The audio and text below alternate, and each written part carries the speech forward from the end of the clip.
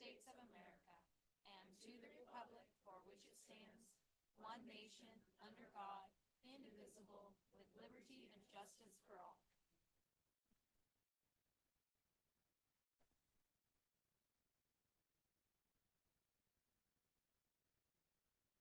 Okay. We have on the agenda to approve a flexible agenda, possible action.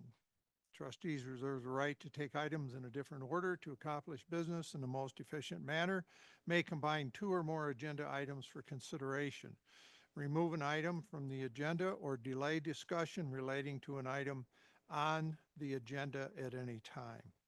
Any discussion? I move to approve a flexible agenda. So moved. I'll second. Susan second. All in favor, say aye. Aye. All opposed? Passes unanimous, 7-0. And next is public comment on the agenda action item. Can you grab me that list over there? Thank you.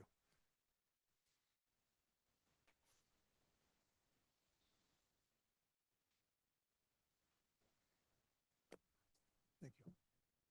Must be more. Okay. The first public comment for all the agenda items, agenda only items, Cheryl Bloomstrom.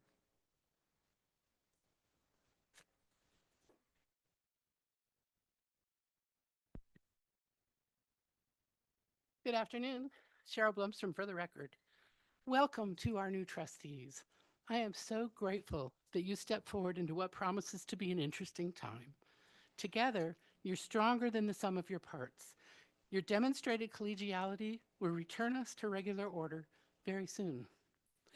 The individual school site presentations demonstrate the quality of teaching and administrative staff at our schools. They bring scalable ideas to help solve some of the issues that plague education generally. I sincerely hope you continue your membership with NASB. You and they are going to play an important role this legislative session as the governor continues education as a focus for his agenda. You can hear about that tomorrow night in his State of the Union address, or State of the State, excuse me. We know how important the board's legal counsel is. The proposed agreement with Allison McKenzie brings a statewide, well-respected firm to this board. Mr. Russell is a consummate professional with a background in administrative and education law, in addition to his other work. I have worked closely with his firm throughout my career and recommend them gladly. Lastly, thank you for discussing returning the public to public comment.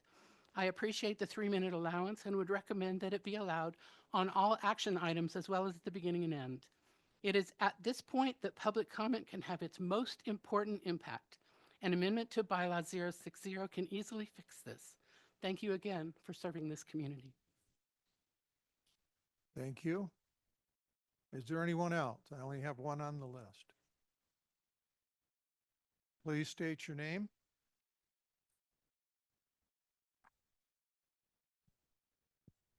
Laura Cadeau for the record. Happy 2025 to all of us and welcome to the new Board of Trustee members. I'm concerned about item number 10. I did send everyone an email. This reminds me of how Mr. Gilbert's law firm was selected.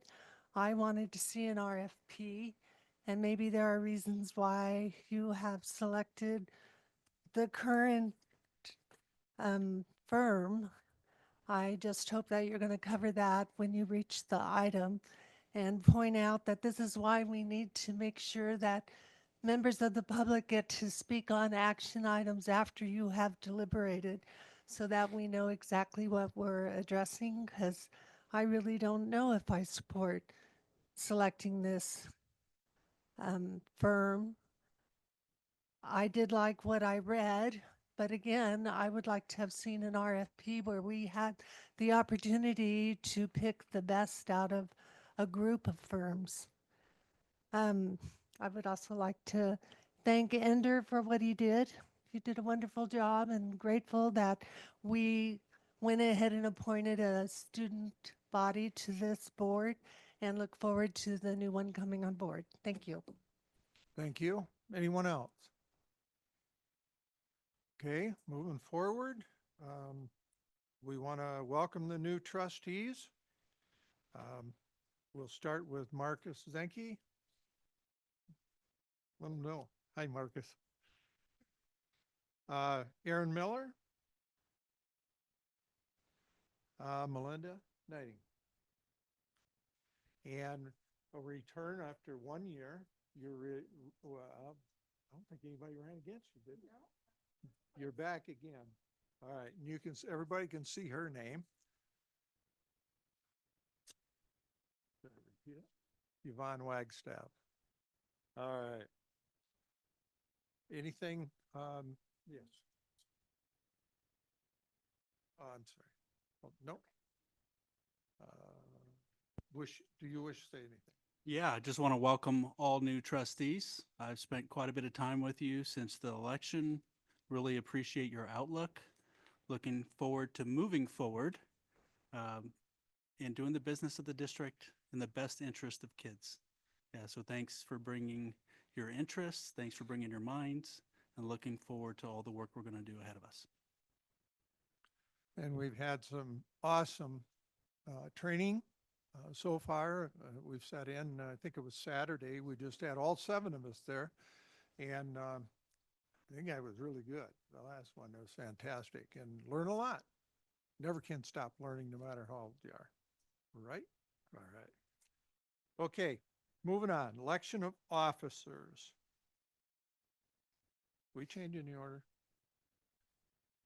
I got 4 here.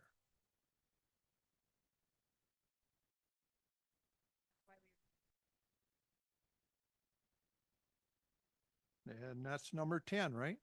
Okay. So we're going to, flexible agenda, we're going to go to the legal service contract. And we have Ryan Russell. And Ryan's going to spill the bean. No, I'm kidding. Good afternoon, trustees. Good afternoon, staff, ladies and gentlemen, members of the public. It's a pleasure to be in front of you today, and I'm honored at the opportunity to be able to possibly represent you guys. I've been with the Allison McKinsey Law Firm for almost 21 years now. I went straight there from a clerkship out of law school. I grew up in Carson City. My wife grew up in Minden.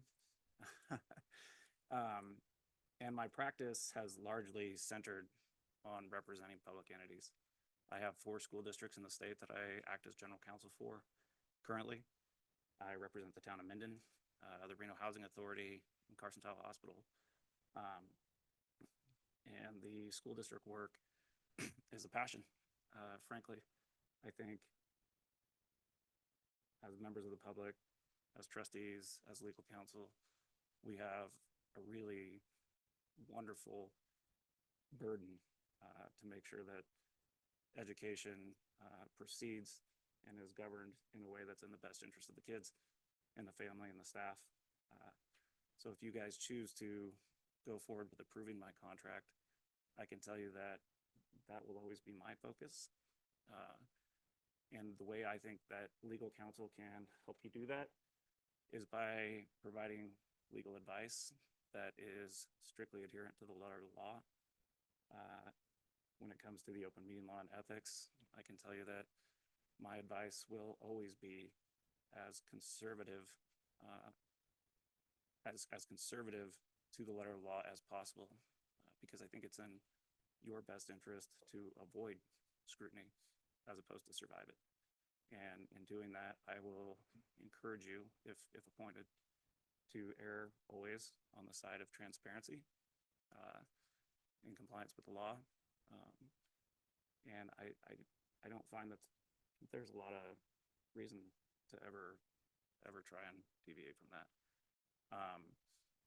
And so I will always be on that side of the legal advice that I provide. I am available to all of you whenever you need legal advice. You can always call me, you can always ask me. The contract that we've put before you, I will tell you, is consistent with the 4 other districts that my firm currently represents. There's no retainer. There's no minimum payment.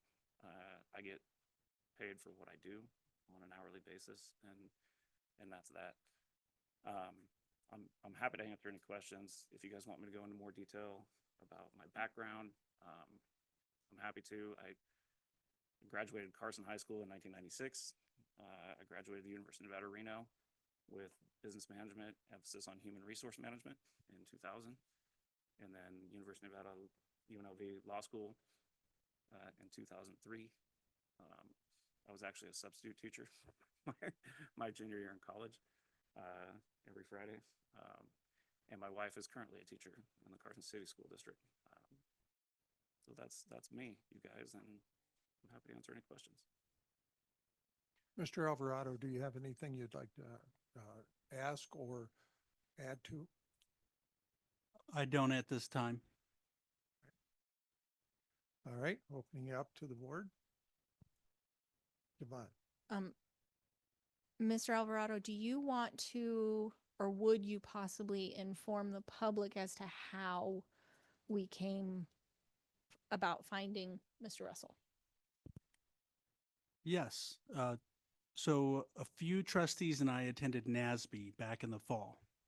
And we first met Mr. Russell, and I wouldn't say we didn't actually meet him, but we had an opportunity to hear him present a training on ethics to all new trustees in the state of Nevada.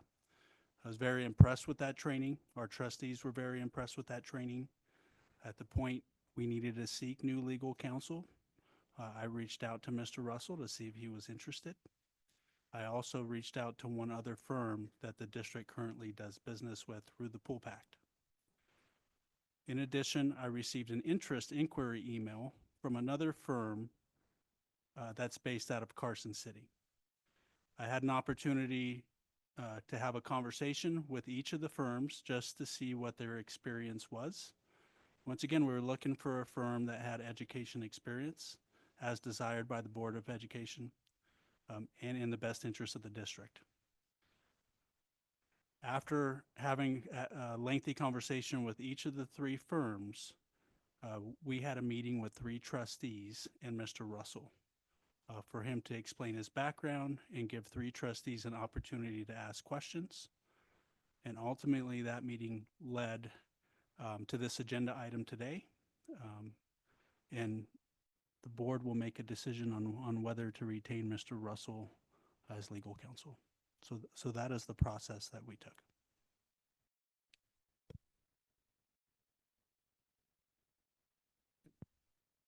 Anyone else? Any questions? Go ahead, Erin. I have a question. In the contract, it states that it won't exceed the budget. Which budget for legal fees are we talking about? It definitely won't exceed the budget for what it's worth. Legal advice before I'm hired.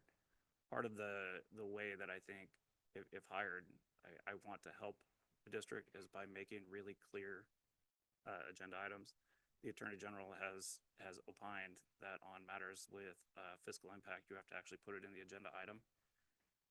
Not knowing exactly what services you guys are going to need and knowing that there wasn't a retainer, we referenced the budget that was approved through the fiscal year for legal services to ensure that we weren't going to go outside of that amount.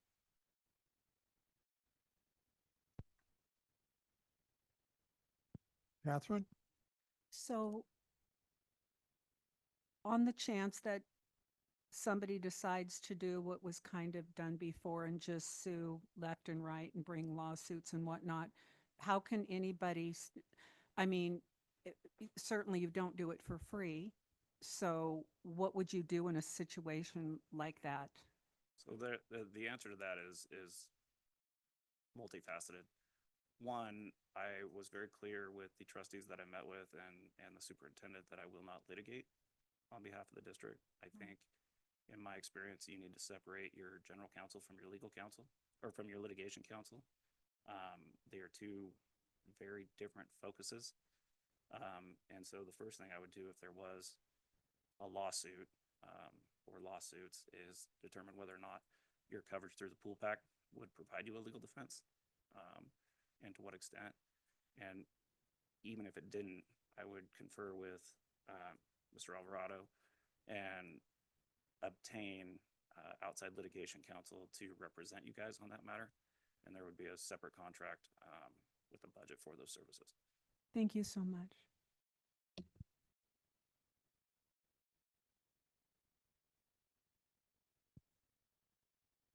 Anyone else? Any questions? Mr. President, if I may? Yes. One thing, and maybe this will spark another question. In my conversation with the trustees and the superintendent, it's my understanding that you guys are going to move to a model of not having legal counsel present at every meeting. That's the way 3 of the 4 districts that I represent currently operate. And I think one way to make that really efficient and effective is through really, really clear and concise agendas. You guys are in compliance right now. There's nothing wrong with your agendas. I think moving to that model, we can make a few maybe edits that will help guide that meeting so that you guys don't have to have counsel sitting here at every meeting. Okay, Marcus? So I met with you as part of the 3 board panel, and I have to say it was encouraging what you had to say. There's a positivity moving forward that, one, the cost will be not as exorbitant as the past. I don't find maybe that it's necessary that you're at these meetings, especially if there's help on some agenda items and making them clear and concise. It seems like some of the problem here has been agenda items being mistaken for what they're actually on the agenda for. And so I'm loving everything I've heard. I liked our interview, and if that is something you're going to help us with, are the agenda items, I think this is a great step moving forward. Appreciate that. And one of the other things we talked about in the meeting was maybe a little training as far as governance, open meeting law, and if you wanted it, ethics. The best thing about that, in my opinion, is it puts us all on the same page. And so the expectations that you have of me and vice versa are really clear up front. And so I'm happy to schedule that if we go forward and do a little board training as well. Melinda? If you aren't at the meeting, would you be available if a question arose at that meeting during that time that we could get a hold of you if need be? Yeah, so the superintendent already has my direct line and my cell phone. I'm happy to have those on me when you guys are meeting. I will tell you that part of the reason I won't be at the meetings is that I do represent the Carson City School District, and they meet at the same time. So I'll be, frankly, I'll be leaving this meeting shortly to go to that one. But I'll be available. Text, email, cell phone, you guys will have full access. Anyone else?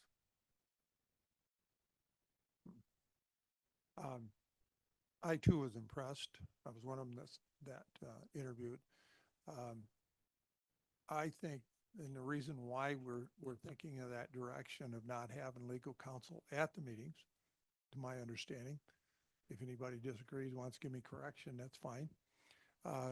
That we are going through extensive training, all of us, together to make sure that we understand that anything comes up, there will be a point of order called, not to attack anybody, but to give corrections. So we do not want to wind up with open meeting law violations, and if everybody's on the same page, we won't do that. I agree. I think through the training and the agendas, it's, you know, hoping for the best and planning for the worst and giving you guys all the tools I can to, like I said, avoid scrutiny instead of survive it. And I think that's truly the best thing that you can do. No more questions? I always feel that if I don't hear bad things about an attorney, because you do when they're bad, so that says a lot, but I've heard good things. I would say 99% of attorneys give the rest of us a bad name.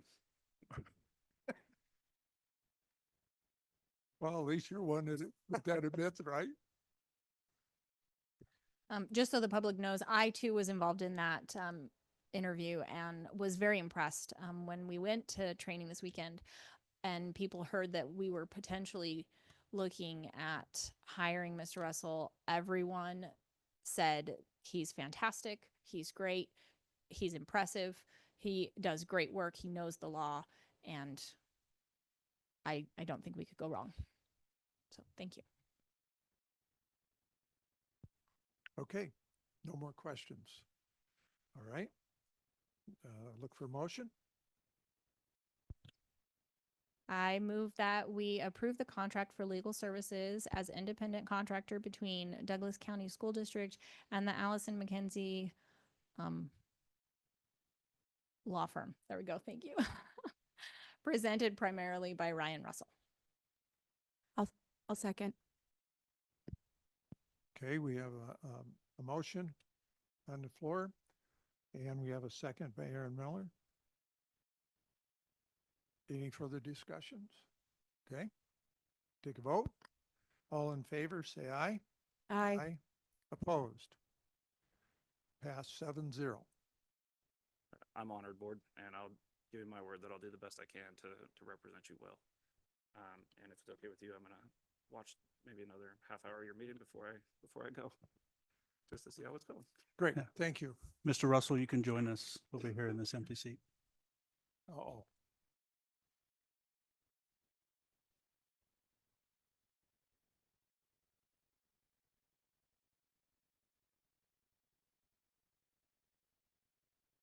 Okay, we're coming back to number 4, the election of officers.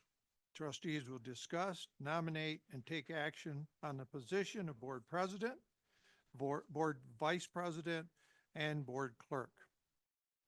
Do I have any motions? Or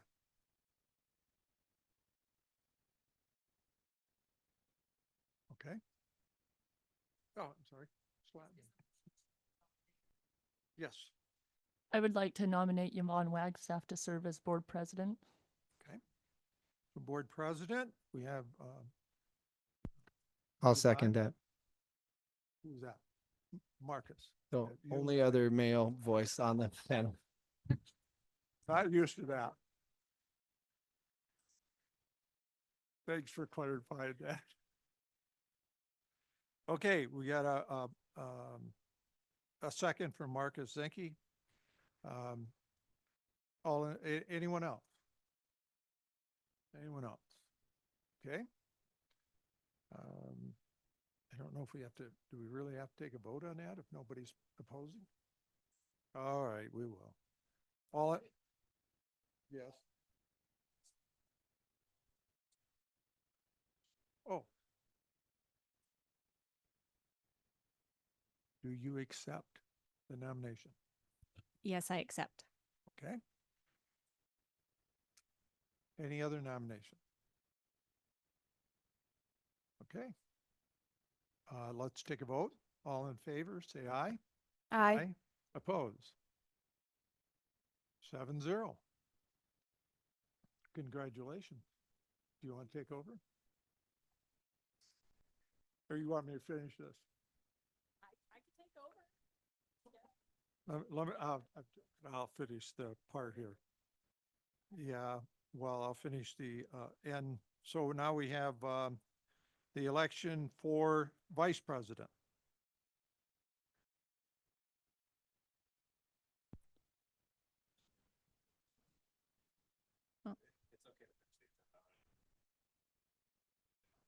Correct. Yep. Well, I have that.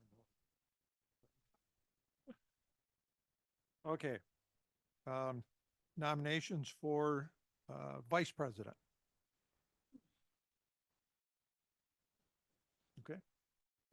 I would like to nominate Melinda Knighting for vice president. Okay. Do we have a second? I'll second. Okay.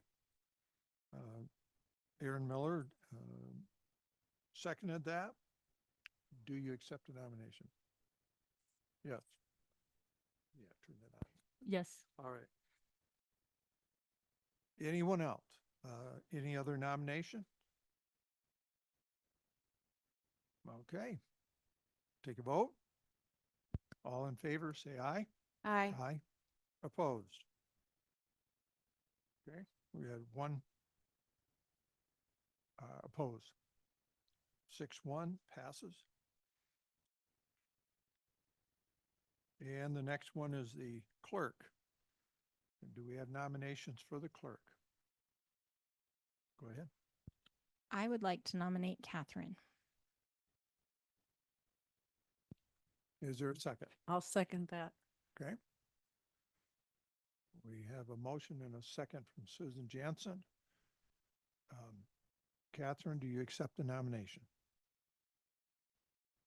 Okay, Catherine accepts the nomination. We'll take a vote. All in favor, say aye.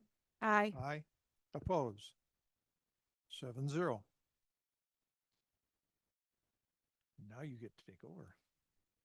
Do you need this?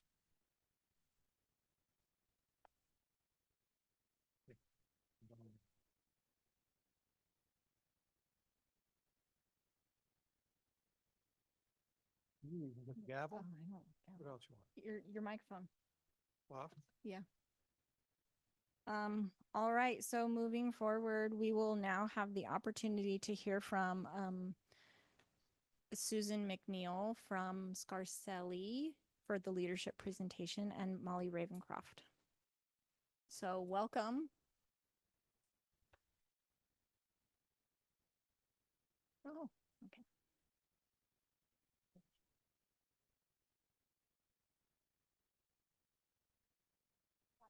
Catherine is the clerk. Did I say wrong seat? Absolutely.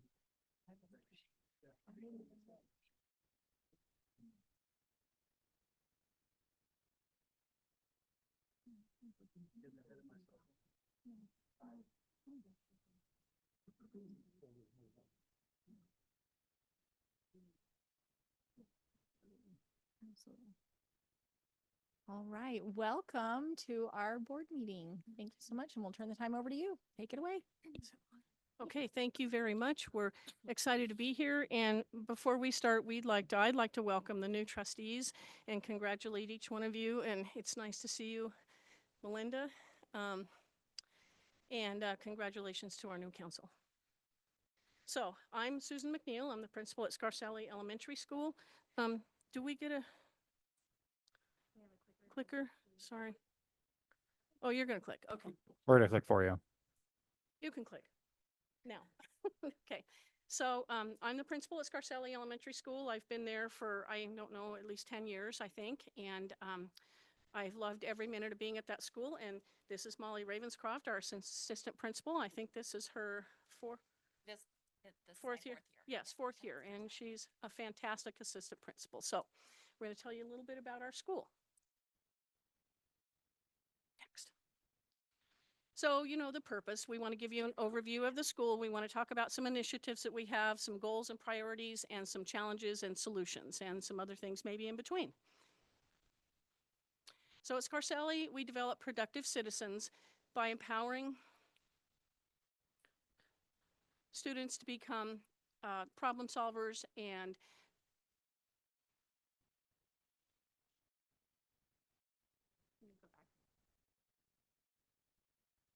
yeah.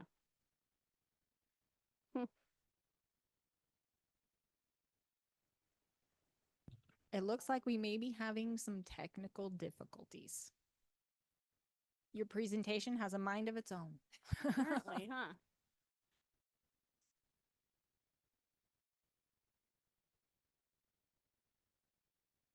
Back. Yep.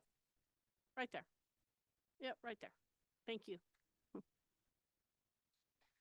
Okay, so so we developed this vision as a staff, And we worked together and voted on it and came up with the ideas that we thought, ought to be our purpose there at Scarselli. So we developed Productive Citizens by empowering learners to become independent, confident problem solvers and learn how to deal with real world issues and find solutions.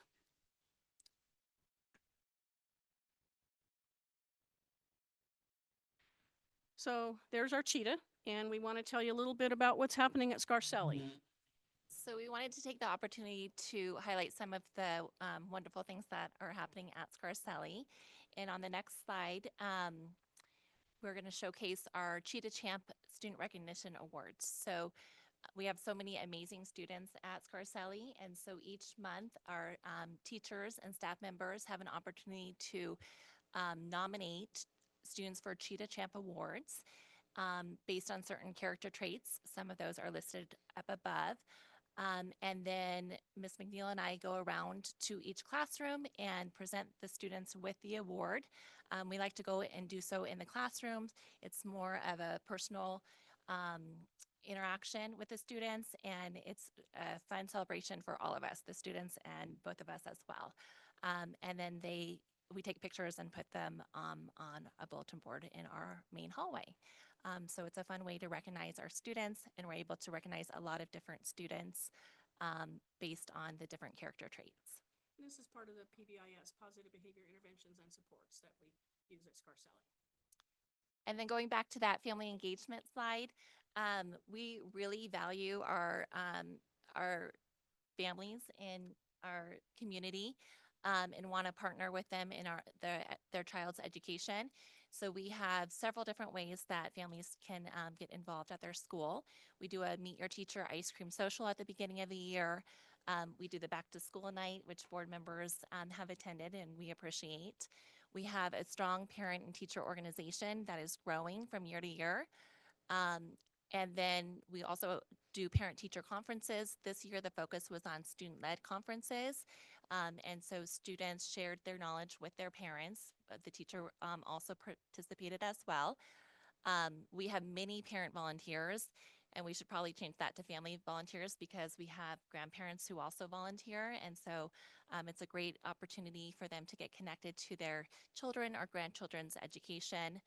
We have a wonderful art show, which I'll highlight on the next slide. Music performances throughout the year. We have an art teacher and a music teacher that we switch off mid-year. So right now the focus is on art. We had our art show in December, and this slide highlights that. The focus was on the integrated science, technology, engineering, arts, and math. So the focus was on STEM concepts. And they did a variety of art projects, and it was fun to see them throughout the hallways. Families did a scavenger hunt as part of the art show to get to see all of the different grade level artwork. Yeah, the next slide, thank you. So here's some pictures of the student-led conferences. We also do goodies with gals and then donuts with dudes as a way to get different family members on campus, whether that's moms, grandmas, uncles, dads, grandparents. And then we also do a scholarship basket raffle. And that's done in the spring. And generally there's 8 to 10 students, former Scarselli students who are granted scholarships as graduating seniors from Douglas High School. So it's a pretty amazing event. And those scholarships are generally $500. We raised several thousands of dollars to provide at least 500 to quite a few of our graduating seniors. So there's definitely a focus on family engagement. And like I said, we really want to partner with our families in their child's education. So this, we're pretty heavily involved with the EPIC Learning Framework at Scarselli, and we work to empower, prepare, inspire, and connect students and to the world around them. We try to make sure that we are practicing instructional strategies that help kids feel empowered and learn to take charge of their learning, and that help kids be inspired and helps prepare them for the future and helps connect them to each other. So this is just kind of some of the things we have up at school. That picture on the bottom left there is we've talked to kids about how are you empowered? How are you inspired? So that they know what we're talking about, so that this isn't just something that we say. You know, epic learning isn't just something they don't know about. So we talked to them, and this little girl talked about what, how she's empowered, I think, or prepared. Can't remember which one, but we have several that we interview, and they write what they feel. So that's showcasing a little bit of epic learning. And then we have so many things that involve kids that are both academic and non-academic. So up in the top, last year our third grade did a fantastic play that was academic based. It was based on the standards, and the room was packed with third grade parents. It was a great play. We had Agriculture Day last year. There's a new committee that's helping schools sponsor Agriculture Day. So we had members of the community from, Carson Valley, Dayton. We had all kinds of people come and present about agriculture in our community to our kids, a lot of hands-on activities, and that really inspires kids. And then, of course, we have a fun run. Most schools do. We raise quite a bit of money with that, and we have some sponsors that help us. That's Carson Valley Health there, providing water, and super fun day for kids and families. So just one other way to have families involved. A lot of other things for kids. We have some classrooms that participate in the Trout in the Classroom program that's offered by the Nevada Department of Wildlife. They get, they'll be getting them here pretty soon, some trout eggs, and they will raise those in the classroom, and they provide the fish tanks and the chillers and everything they need. The kids raise the fish, they take care of the water, make sure that the pH content is correct and whatnot, and then they go release the trout out in the river. And this is all tied into a lot of the other standards too that they work with. You know, there's writing and speaking and listening, and a lot of different science standards that go along with that. And then also we're working with hydroponics right now. Several schools in the district are, and so here's an example of some of the hydroponics that are growing in one of our classrooms, some of the plants. So, and then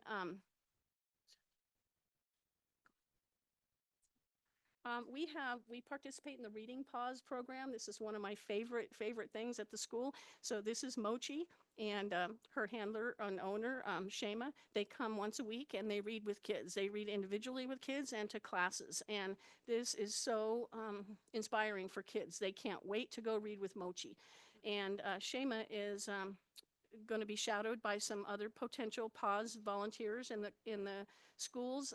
We're trying to get this into as many schools as possible. And so come see Mochi someday. She's a really great dog that kids love to read to. When they won't read to anybody else, they'll read to Mochi.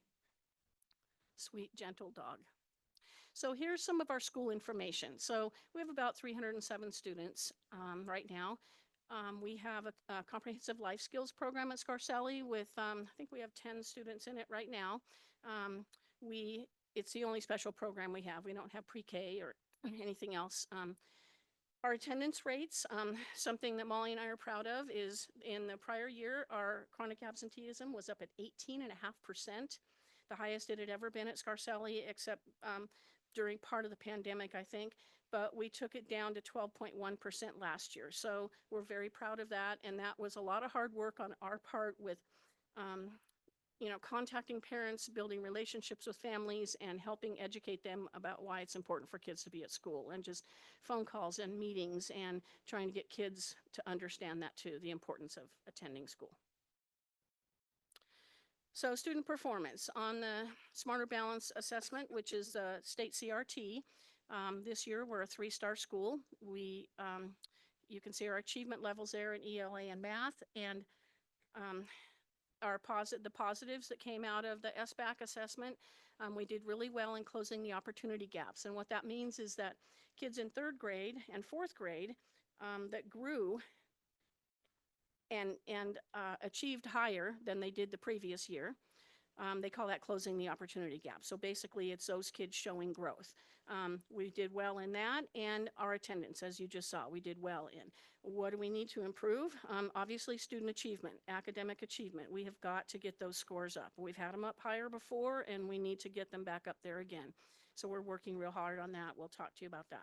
And then EL, English Language Learner Proficiency, we have struggled with that the last few years, so we are working, again, very hard to improve that. And the growth piece overall, we need to work on as well. So measures of academic progress, this is from the scores this fall. The state is now looking to see how many students, one of the measures they're looking at is to see how many students are at or above the 65th percentile. So you can see where we were in the fall, and kids generally drop, you know, from the spring of the year before to the fall of the next year. So while these numbers are low, we are lower than we'd like. We are working hard to get them up at that 65th percentile. So we're getting ready to take the winter map here soon, and hopefully we see some growth and a jump in those numbers. And strategic initiatives. We have 3 here that we're talking about. The first one is the science of reading. I don't know how many of you have heard of that, but it really mostly focuses on teaching phonics and phonemic awareness and everything that goes along with that, and giving a greater emphasis to that, as opposed to, you know, in the past what we called maybe whole language, right? And so we're not throwing out some of the whole language pieces, but we are focusing more on phonics and phonemic awareness. So we've had some PD that goes along with that, and the whole school is working on this. In classrooms, they're doing it whole class, and in small groups and interventions in grades 3 through 5, whole class and small group in K2. So we're hoping to see some improved reading, especially with kids' decoding skills. Deeper learning. So this is the name, this is what the name we gave to rigor, the word rigor, and how rigorous are we, and what kind of instruction are we providing? Is it rigorous enough for kids? We're calling it deeper learning. So we're really focusing on how to go deeper with kids and give them a deeper understanding of the concepts that we're teaching: reading, math, science, everything. And so we've had some professional development with that, and we have teachers right now working on what we call unit plans, and it's kind of, you know, a cross-curricular plan that might be focused on science but involves reading and math and writing as well, or might be focused on reading and then with the main focus on reading standards, but then you bring in some other you might bring in writing and maybe some science, maybe some social studies. So we're really working hard on that. And we've had some professional development, and we're continuing to work on that. So Molly will tell you the next one. Our third initiative is STEM challenges, and I mentioned STEM related, or STEAM related to the art show, incorporating arts in the STEM challenges. But this is slightly different. We have monthly STEM challenges school-wide. Generally, they're on the Mondays of non-early release. And a committee of teachers come up with the challenges. Each time there's an example of a recent one in December. It was a focus on the biggest snowman ever, which is connected to a children's book. And the objective is to improve students' critical thinking and problem-solving skills by working with others. And so grade levels, classroom teachers will partner up with a different grade level classroom. So there's a mixed grade levels. And so that's an opportunity for students to build relationships across the different grade levels. And so we've seen a positive interactions that way. And the progress, it's a huge improvement. We started this initiative last year, and we've done even more this year. So we're really proud of the work related to this. We would love to send you some invitations to come to one of these, because the greatest thing is to see the 5th graders helping the kindergartners. It is so awesome to see how well they work with those little kids and help them understand what's supposed to be done. So we'll send an invitation. So upcoming goals and priorities. So improve student achievement in ELA and in math, and then improve ELL student achievement. So a little more specific. So last year we were at 46% proficient in reading. We've made a goal to be at 53% at least this spring with the spring assessment.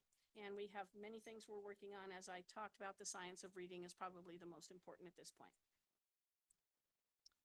And then in math, we want to improve from 41% to at least 50%. And again, multiple strategies. We did receive, thank you very much, board intervention funds to hire a part-time math interventionist. We're hoping to find a substitute. It's a struggle, right? It's been a struggle at this point. We're hoping to find a substitute that can work a couple of days a week providing math interventions, but it is not easy to find someone who's wanting to commit to that. So, but we're working hard and providing interventions in the classroom right now. We just need somebody to pull kids out and work on math facts and things like that. You know, people don't work on math facts at home anymore, and so it's really hard. So anyway, we're working on that. And then ELL achievement. We need to bring our ELL scores up on the WIDA and the SBAC. So we have some training that we're going to be doing with Leslie Peters coming up. So we have a good plan for that. Some challenges and solutions. We've mentioned that our focus has been on attendance. We can always improve in that area. Even though we have made some gains this last year, we want to continue to work closely with families. We have an amazing social worker who she is at Scarselli 3 days a week. And she makes positive connections with our families, does a lot of outreach around attendance as well, just by making those positive connections, as well as our counselor and teachers. But really, again, it comes down to the relationship piece and building that culture of trust. Challenge number 2, academic performance. Ms. McNeil already talked about some areas that we want to focus on. We're continuing to focus on improving Tier 1 instruction and improving interventions. We've designed our master schedule to really focus on our efforts academically, and we've carved out intervention time throughout the day for each grade level. So our master schedule aligns with our goals, our academic goals. Challenge number 3, building the capacity of teachers. We have amazing teachers at Scarselli, but we want to continue to build their capacity, learn from one another, and by doing so, the focus will be on improving student learning and student achievement, and then really continuing to incorporate elements of EPIC learning. And then request from. So one of the requests we have, well, the second one actually is we'd love for you to visit Scarselli. Anytime, we want you to come see us. I am so proud of what we do at that school, and the climate we have, the culture and climate. It's a very family friendly, student friendly, staff friendly place, and people tell me when they walk in they feel so good. We've got a lot of color in the halls, and there's just a good feeling there. And so come see us. We'd be more than happy to walk you through the school and to show you some of the good things that we're doing. One of the things that is frustrating is we are struggling in this school district to hire special education personnel. And we have a half-time position open right now, and I think GES has had one open for most of the year, and it's really, really a struggle, and we need those educators. Our caseload is growing, and we need someone who is, can provide specially designed instruction and is skilled at that, and we're just not getting applicants that are qualified. And so I don't know, I know our budget is short, but if there could be some sort of incentive or something to hire special educators, especially, our kids need that. So those are our requests. Thank you so much for that wonderful presentation. Are you finished? We're or- finished. Yeah, Oh, okay. we are. I was like, there's another slide. I'm not sure. One thing, does any- there's a picture up there that we have a lot of murals in our hallway. Our former art teacher, Mary Stoll, has come and painted a lot of things in the hallways. And it's the last thing that I had her do was this Be the I in Kind. And so there's one of our students standing there. And so we're going to be including photographs of kids standing like that posted around that mural in the hallway, and with a focus on kindness. So Thank you. Did you have something to say? Okay. I really like the numbers. I'm a numbers guy, so I like seeing all those percentages and everything. Could you hit ELA, ELL, and I think another one was EL? Could you just voice what those are Sure. For anybody that Yeah, doesn't. yeah, I apologize. ELA is English language arts, so it's reading mostly, reading and writing. But when we talk about ELA scores from the SBAC assessment or the state CRT, it is reading and writing. And speaking and listening. So reading, writing, speaking and listening, and research and inquiry are the 4 areas that are on the ELA assessment on the state test. ELL. And EL is English language. EL or ELL, English language learners, like ESL. So we don't Okay. have a huge population of ESL students at Scarcelli, but, and when you have a smaller population, the smaller the population, like maybe we had 13 kids take the test, you have to do each of those kids has to score really well in order for our, those numbers to show proficiency. If you have 1 or 2 not scoring well, then it really impacts you. The other thing, I took my wife and we went out there with the art teacher and all. She was quite impressed, and she's a retired second grade teacher. And we looked at all that. I don't know, Susie, did you have a chance to get out there at that time?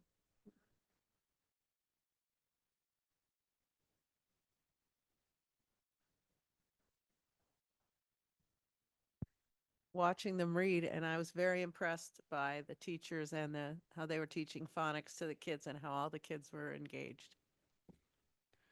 Susie was a art teacher in California, so I figured she got in there. So And thank we you. appreciate you coming and talking with Mrs. Patmont. And, just another request, I guess, I hope we never lose art instruction in this school district. I worked in the Washoe County School District. We didn't have that, and teachers had to teach it themselves. And the kids, what they get here in this district goes so far and above what a classroom teacher can provide, and it inspires kids to go on and want to do more. So I hope that never goes away. Great. I just enjoyed it out there, and your art teacher is very, very pleasant.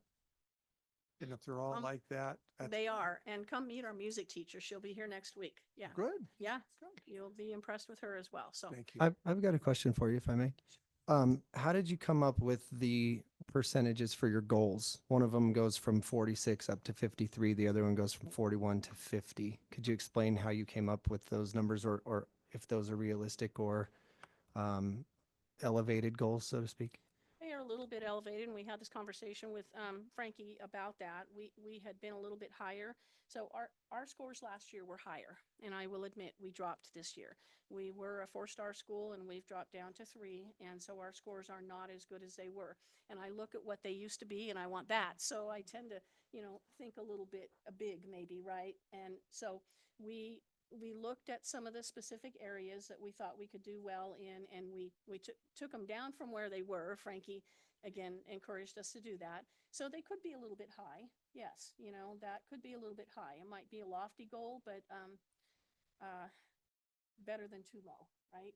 And we used to work on what we called gaudy goals in this district. Years ago, we had what we called gaudy goals. And so maybe that's what these are, but we're working hard to try and make those goals.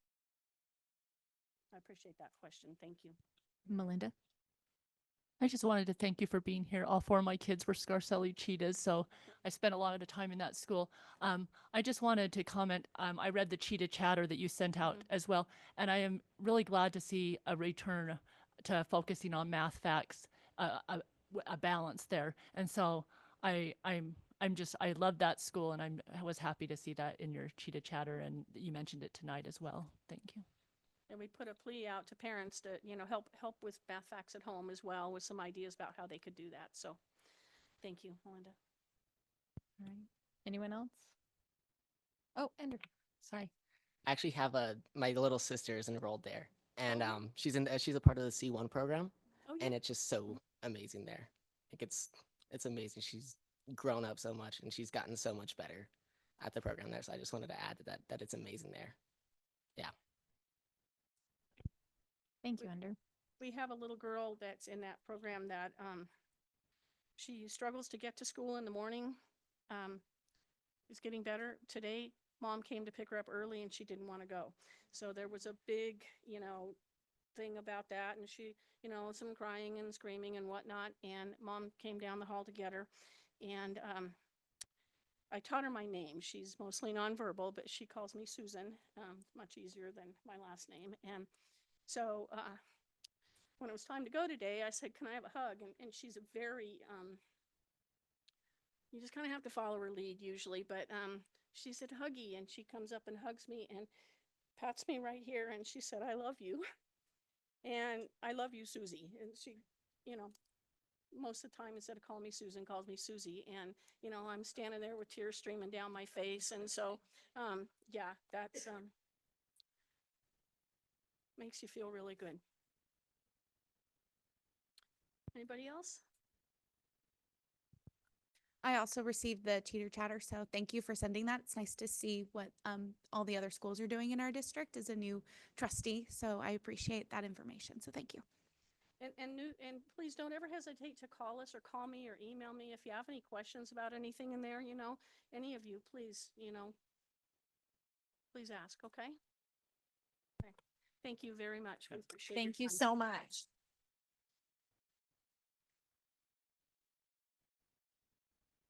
Yvonne. Special recognition next. Yes, that's what I was going to go to, but I didn't see it on here, so I didn't know that. Anyway, so, oh, is that where it's at? Okay. So we're going to jump to agenda item number 7 for special recognition, and I will turn that over to Mr. Alvarado. Okay, before we jump into 7, I just want to thank Ms. McNeil, Mrs. Ravenscroft for the excellent presentation. Thank you for recognizing the hard work of your staff at the school site and acknowledging the work that you have ahead of you. Thank you.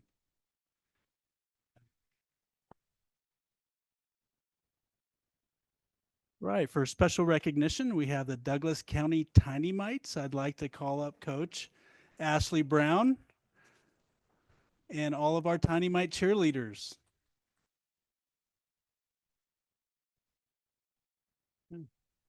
So we have some slides and a video that IT is going to present. While we're waiting for that, girls, can I get you to introduce yourself? If you could say your first name and the school that you attend, one at a time. And the mic, if you could push the button on the microphone so everyone can hear him.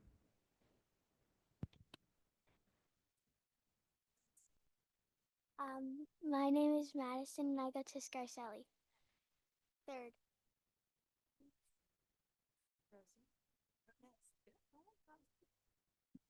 My name is Rosie and I go to Pinion Hills Elementary School and I'm in 2nd grade.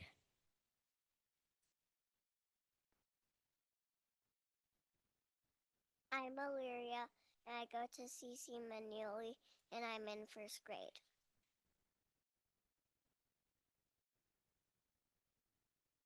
My name is Emma and I go to Scarcelli and I'm in 2nd grade.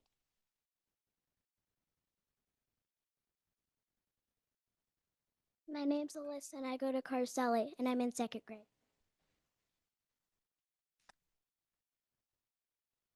I am Lainey and I go to MES.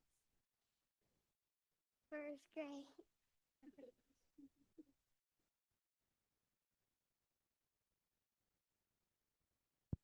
Okay, is that all of our cheerleaders? All right, I'd like to introduce Coach Ashley Brown. Ashley, if you want to tell us how you did over in Florida when you went to Disney World with the girls. We were able to compete at nationals in Florida, and we did 5th place out of 11. And 5th is one of the best that Douglas, any team ever has ever done. And we are also the first Tiny Mite team to ever go to Florida and compete in nationals. So this is a really big deal for the girls this age. This is the first time anybody this age in Douglas has gotten to go. And it was so amazing. We learned so much. These girls worked so hard to get there. They fundraised to get there. They had to keep their grades up to go there. And they've just been working nonstop since August to be able to compete there and do what we did. Yeah.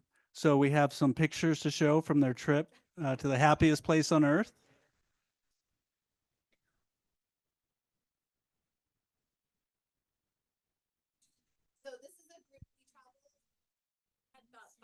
pods, and one of the pods, there was 11 of us that all traveled together. So that's all of us here. And after we competed, we did get to go to Disney World, and this is part of that. And some of the girls didn't know that we were going, so it was a big deal for them to learn and find out that they got to go to Disney World. I knew.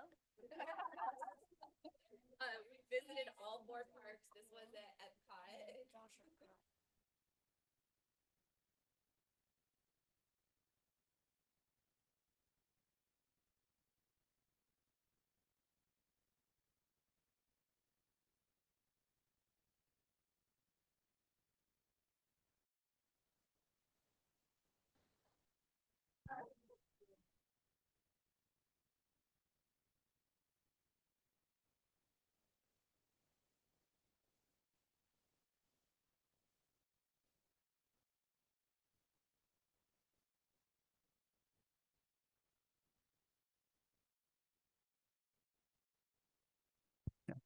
Yeah, I believe we also have a short video. If we can download that short video.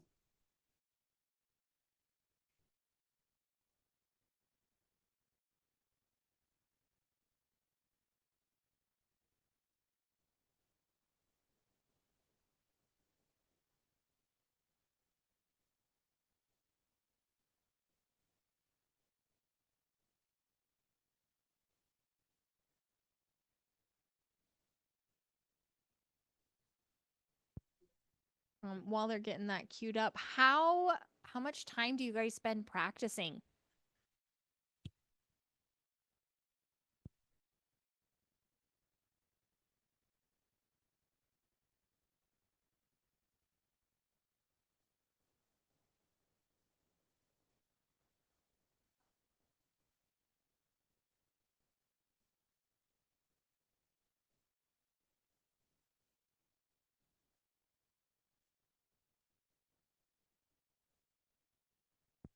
That's a lot of practice.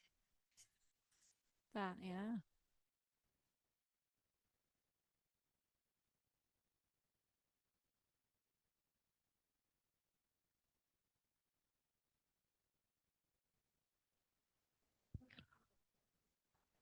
But look at all that hard work that you did to be able to go. Was it worth it? Good. Yeah. Yeah.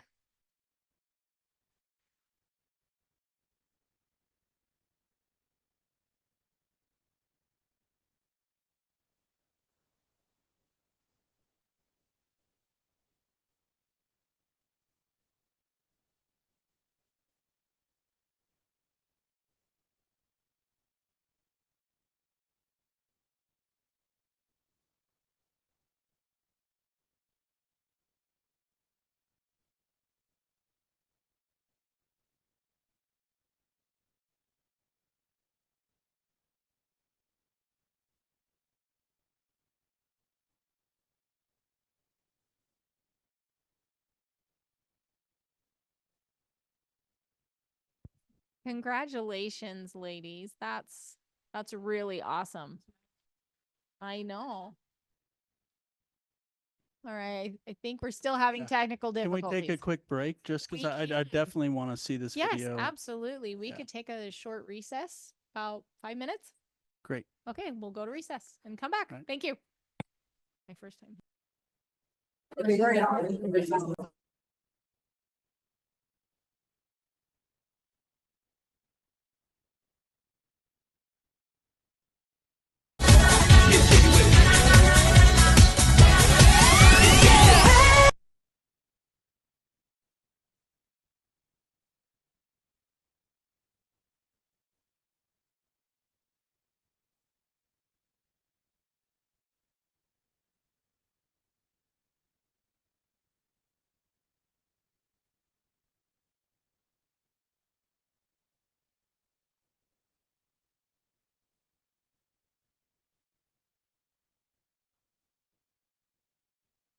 Oh, thank you. Like to call this meeting back to order? I don't know. All right. Okay. Yeah. Okay, I think our technical difficulties, I was gonna say, I'm on. but I'm Mic not check. on. Oh, we're going to watch the video now.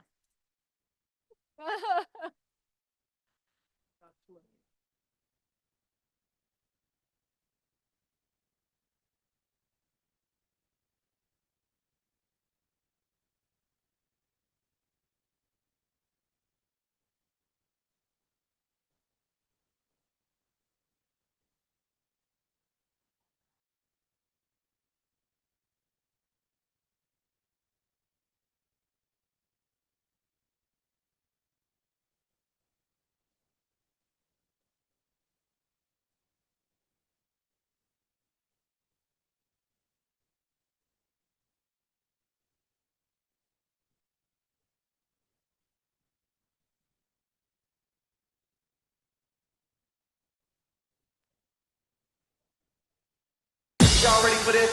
Yeah. Go, go!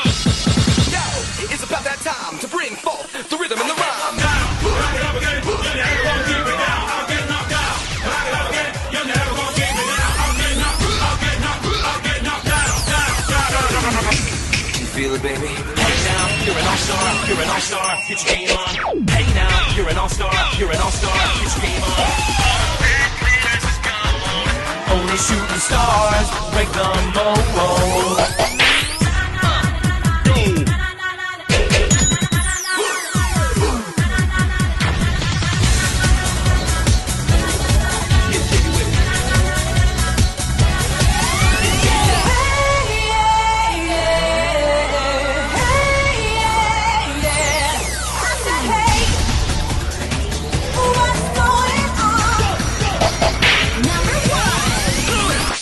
You're unbelievable.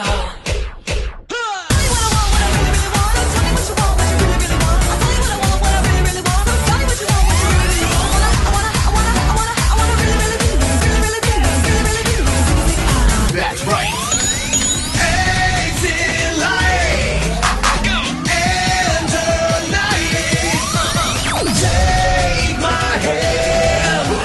Rock the never, never land. You better work. Work. Turn to the left. Work. Now turn to the right. Work. Yeah. Sashay.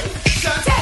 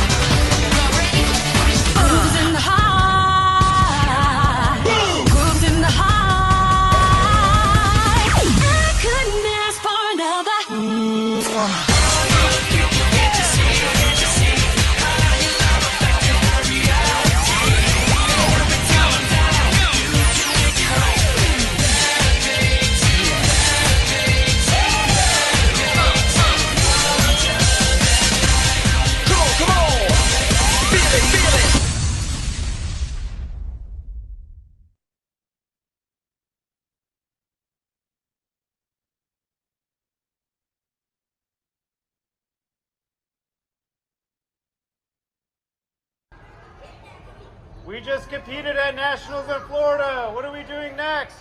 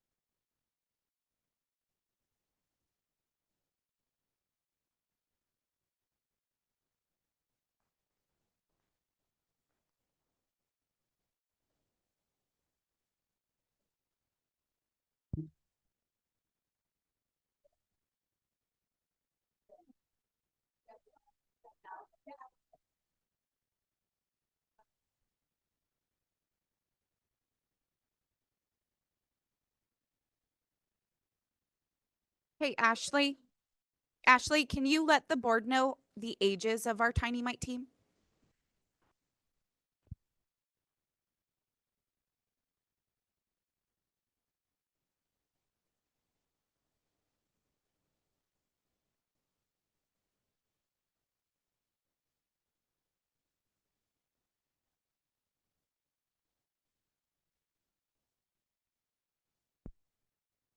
Yeah. Yeah, well, thank you. All right. Yeah. Tiny Mite coaches and cheerleaders, great job. Douglas County School District's proud of you. Keep up the great work.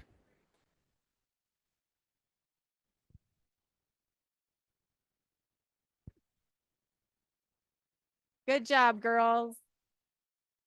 All right, and now I think we should just convene. That should be it. We should just all go home. I'm not happy. No, right? Well, we can't do that. So, all right. So now we're going to move into consent items. I really need to pull my glasses out. Information concerning the following consent items has been forwarded to each board member. So, if I have a motion, or actually, no, does anyone want to pull anything from consent items to discuss? All right, since no one wishes to pull anything, do I have a motion? Susan? I'd like to make a motion to approve the consent items. I'll second that. Okay, so I have a motion by Susan and a second by Dave. Do we vote now? I can't remember. Oh, is there any further discussion? All right, with no further discussion, all in favor, say aye. Aye. Any opposed? Passes unanimously. Thank you. All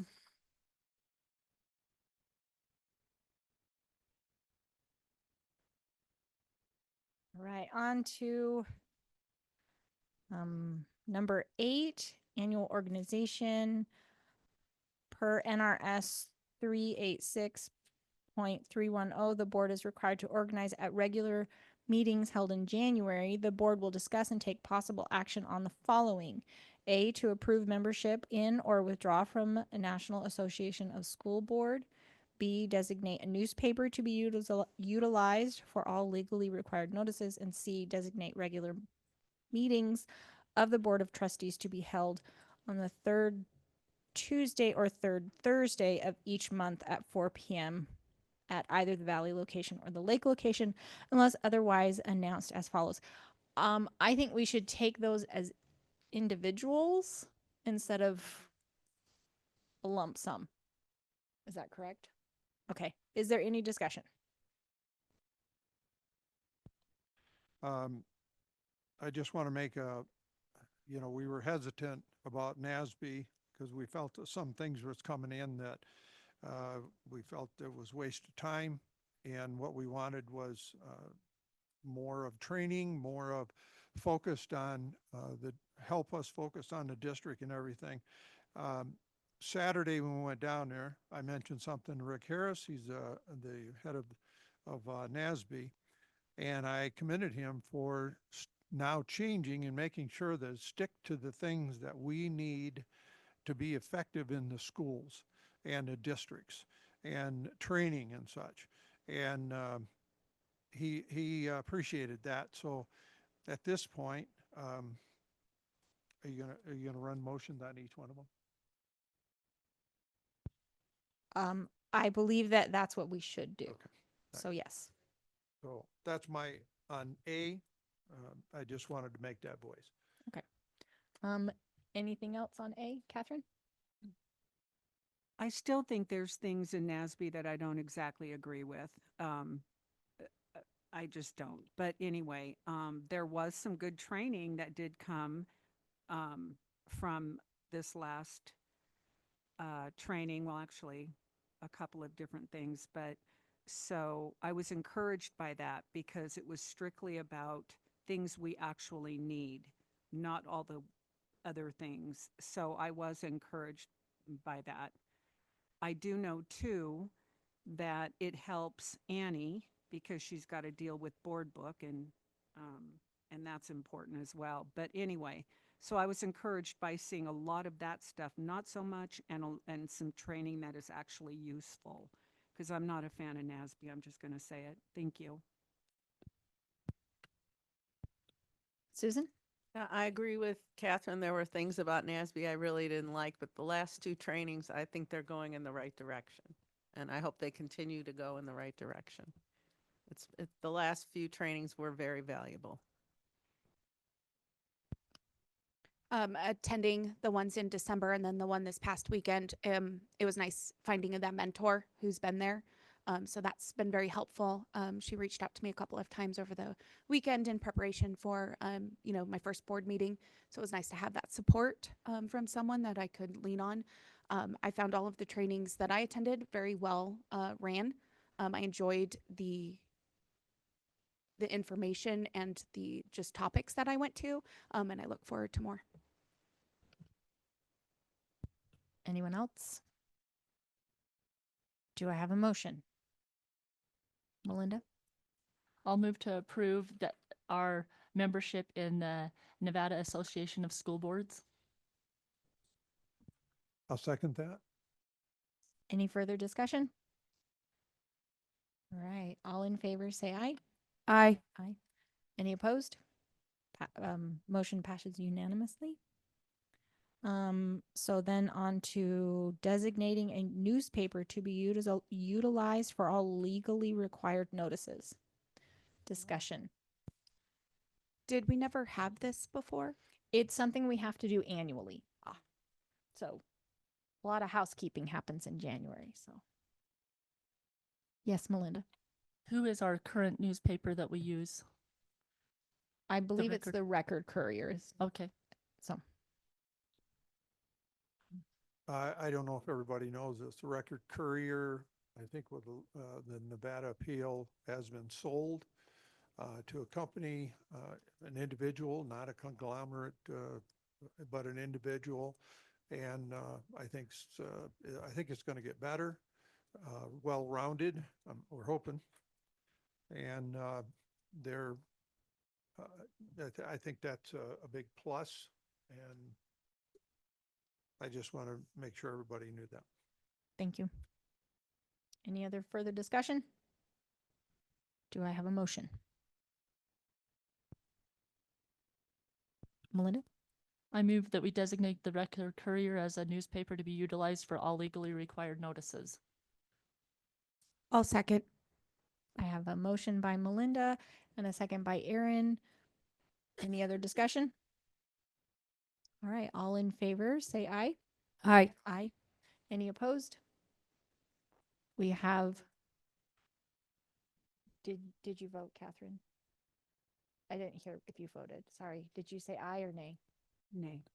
Okay, so we have a 5 in favor, motion passes, and 2 nay. All right. Moving on, we need to discuss, I have a feeling we'll have a discussion about our board meetings. So designate regular meetings of the Board of Trustees to be held on the third Tuesday or third Thursday of each month at 4 p.m. at either the Valley or the Lake locations, otherwise announced as follows. So, Marcus. I think it's really important that we change it to the Thursday, specifically with the time of Ryan Russell being already allotted to another school district, but also for any agenda items that require changing that we find over the weekend or even as late as, till Monday. So I think Thursday is probably more ideal for both of those reasons. Melinda and then Dave. Moving it to the third week does put it over, like in February, it would be over that week break. Is that an issue to have it when the school is on holiday or on a federal holiday? Oh, Mr. Alvarado. Yeah, so if the board decides to move these meetings to Thursday, there are 2 weeks in which you would have to consider a different day to meet or a different week. So that would be February 20th, which would fall over ski week. That's a week off for students. And then also Thursday, June 19th, which is Juneteenth, a federal holiday. Dave. Why are we going from the second week to the third week? This was when I read my agenda, that was the first time I ever heard of any of this.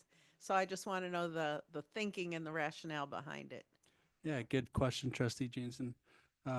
So we discussed this with the officers, the current officers in place, and because Ms. Gilkerson is no longer a board member, we invited Ms. Wagstaff to sit in as the trio that met with me regarding the agenda. Thursday in particular, we're looking for that, just as Marcus stated, or Trustee Zinke stated, that it gives us additional time over the weekend to find errors or find potential violations and make corrections by the start of the workday on Monday. The third week gives us additional time from the district level to prepare for these meetings on a monthly basis. The second week, it's a really quick meeting as we get into each month, and we have a lot of work to do. And I'm hoping as we focus on kids and focus on setting direction for the district, that I could spend more time working with each of the departments and each of the schools. And so moving it to the third week gives us some additional preparation time. Thank you. That makes sense. We have budget on May, isn't that's on a third week. We have to always move that to a third week. Am I correct? It can happen. I think the state mandates the third week. Is by May.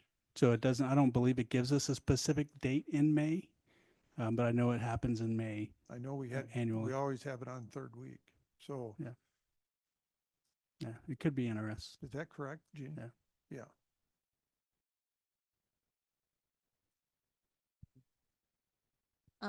So a question I have is, when we do our budget meeting in May, if we move to the third Thursday for that budget meeting, do we need to meet on a Tuesday? Do we know that? I don't believe we need to meet on Tuesday. Okay. But we can confirm that. Okay.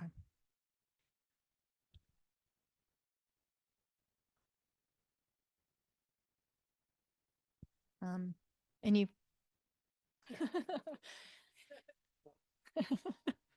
Is there any more discussion, Melinda? So if I'm understanding, we would not hold a board meeting then on a break. We would move it to a different day. Is that what I'm understanding from this? That's what I would recommend. And I was able to confirm we do have to have the budget hearing by the third Wednesday in May. So you're right about the Tuesday.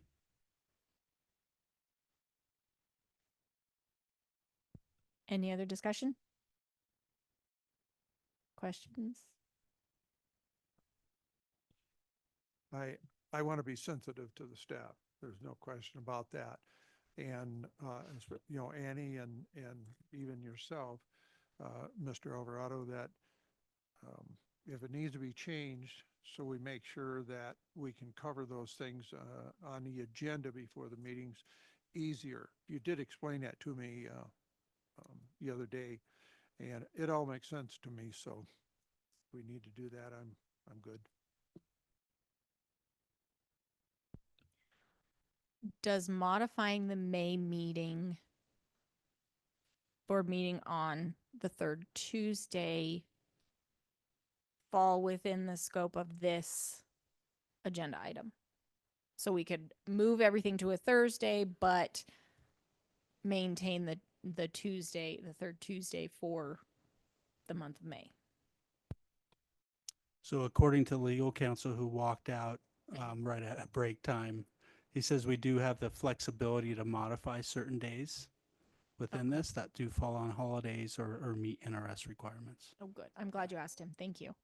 Do those have to be established now, or can that be moved in the future? In other words, as we're approving this, do we have to designate that day right now?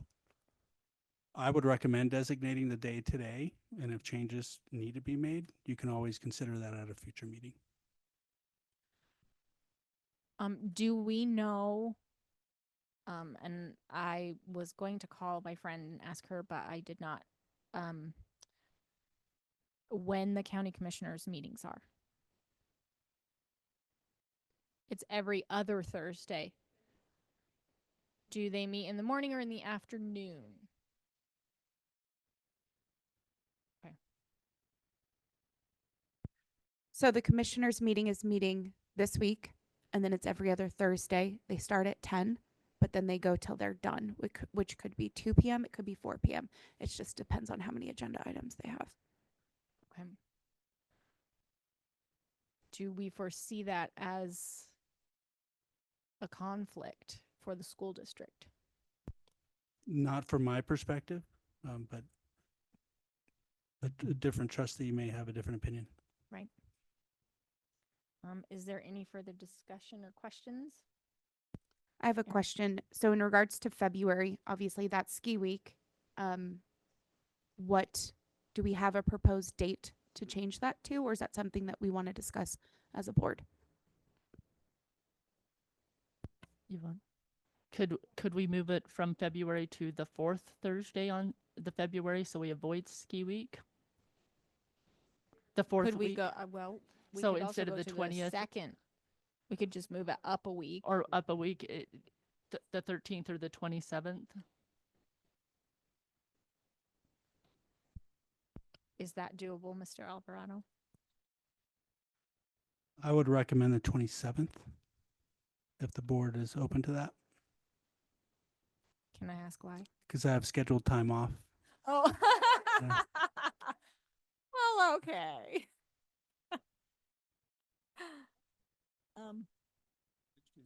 At least he's honest. That is correct. No, it's good. All right. Yes, Erin. I just want to make sure that we give our staff enough time, our district staff, to make sure that they have enough, that they're not trying to prepare quickly for that for February. Oh, right. So moving it to the 27th for that. Okay. I see what you're saying. All right. Any further discussion or questions? Do I have a motion? Melinda. I just have one more thing. Did we want to set a date for the June meeting as well that falls on the federal holiday Oh, we probably should do that. Yes. before we make a motion? Yes. Would it be best to just move the May meeting, the February meeting, and the June meeting to the following Thursday on each? That way it's still on a Thursday, but it would just become the last Thursday, or depending on the schedule, the next Thursday, the fourth Thursday, so to speak. So May is going to have to be by the third Tuesday, by the third Wednesday, correct? Correct. So that needs to be changed to reflect that. So then May would be May 20th on Okay. Tuesday.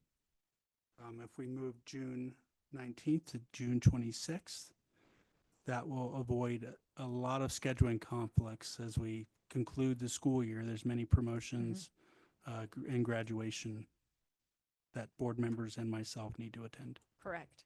Correct. Okay. So we're talking Thursdays. But we don't have a motion yet, so I it's can not make a set in mo- stone. Okay, can- Melinda.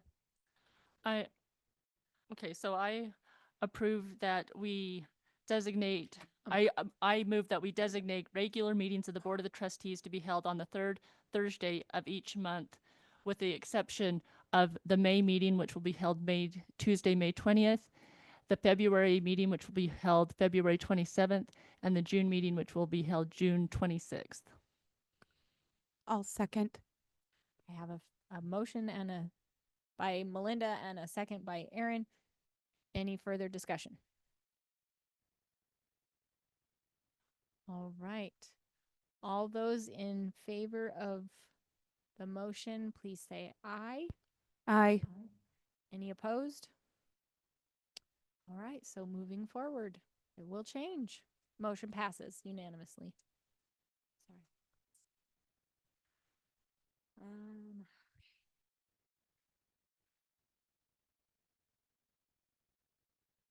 All right. We are moving right along to number 9, our annual calendar approval. The district requests authorization to submit an application to operate an alternative schedule for each of our school 25-26 school calendars. Is there any discussion or questions? Would you like an explanation of the development of the calendar? Yes, I would. Thank you very much. Okay, I'd like to call up Ashley Mitchell. She did a lot of the work on calendar in a collaborative way to get input from everybody. I'm sorry, Ashley, I forgot. Good evening, I'm Ashley Mitchell. So we started the work on this calendar in early fall. I'm going to look at Douglas High School for reference, so we can walk through it if you'd like to. The framework of the calendar didn't shift at all. We're starting and ending when we have this year. If you look at August, we have the new teacher training and teacher work days as scheduled, but student instructional minutes can't begin until the first day when students are present in school. So that's August 18th. We did survey staff and the community to move up the start of the semester to align the end of first semester with winter break, but that didn't have overwhelming approval. So we kept it where it is. We did reduce professional development days from 5 down to 4. So the first professional development day is at the end of August. We've historically had the first one early in the semester, and we've received good feedback that school sites like having that time right away to just continue the early trainings and such that they have scheduled for those first few days of school. And then we shifted the PLC days to be 75 minutes instead of 90 and to back up to one another throughout the year. So you can see in September, you've got the 15th and the 22nd. We backed them up together for a few reasons. One is so that staff can continue the work that they start immediately the next week without a couple weeks, sometimes many weeks if it's a holiday, disrupting the flow of what they're doing. We do want to standardize what work is being done at PLC sessions, so that kind of works in conjunction, that we can standardize it and provide regulated time back to back. The other thing that does is it helps Douglas High School's A/B schedule so that you don't inadvertently have the same students with reduced schedules on PLC days, which happens a lot. So by backing them up together, there's 1 or 2 months where that doesn't work, but overall, the students that miss on the first PLC day or have shortened classes, it'll be the B day kids or the opposite kids that have shortened classes the next week. So that was our goal there. When we have done every other week, it negatively impacts the students at Douglas High School. The other thing there was overwhelming feedback from the community and from the staff was that they needed PLC days consistent. So our goal of making them back to back and as much as possible in the middle of the month was to provide that consistency. You've got October break. The surveys that we sent out did not show support for reducing break at all. So October and February break are as is. In November, we've historically had a parent-teacher conference following the end of first quarter. That is scheduled for Monday the 10th right now. And that was a decision that we took to the union, and they picked the 10th of the early November days. So that was the decision there. We did survey support to have the week of Thanksgiving be a whole week off, which would have meant moving the start of school up by 2 days, but there wasn't overwhelming support for that. There was support for the week of Thanksgiving off, but there wasn't support for moving the calendar up to accommodate. And it takes both halves. So December is pretty clean. January has a lot going on. So I wanted to talk to you about that. This is Douglas High School's calendar, so you can see the return of their half days. Their admin team did come and advocate for that and explain to Cabinet why they feel very strongly that their students have those half days for finals. And then the teachers have a contracted teacher work day at the end of first semester, Martin Luther King Jr. Day, and then we have 2 PD days. So Douglas always keeps 2 PD days back to back, and that's so the first one can run Forum, which is district-wide professional development.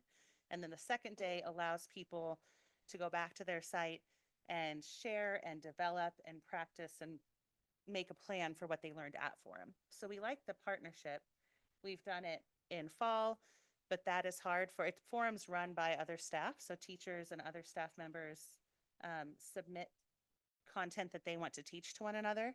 And that's hard for them to deliver in early September when they've just gotten back and they're focusing on their classrooms. We've also done those 2 days in March, but a lot of teachers' minds are on testing by March, whether it's AP testing or WEDA's just ended, SBACs, like spring is testing, and it's hard for teachers to shift focus to forum. So we had 73.1 or 0.2% support to have it in the middle of the semester. So even though that makes kind of an awkwardly long break there, that is overwhelmingly where our staff chose to put professional development, or at least as a partnership in the 2 days that go together. So then the beginning of second semester would be January 22nd. February, we've got the 2 PLCs. March, you do have our 4th PD day in March. April and May are clean. And then June, we have the 3 half days at Douglas High School. And you'll notice that we added a teacher work day. So what that is it's not an additional day for teachers. It's a day less for students because we did reduce professional development by 1 day. So it doesn't actually impact student seat time. And it also doesn't impact teacher contract. It just allows them a final day of the semester, hopefully to provide more rigorous summative assessments and actually have time to grade those assessments and then get their grades in by 3 p.m. And that's the calendar. Do you want me to go through the other calendars first, or do you want to pause here and talk about it?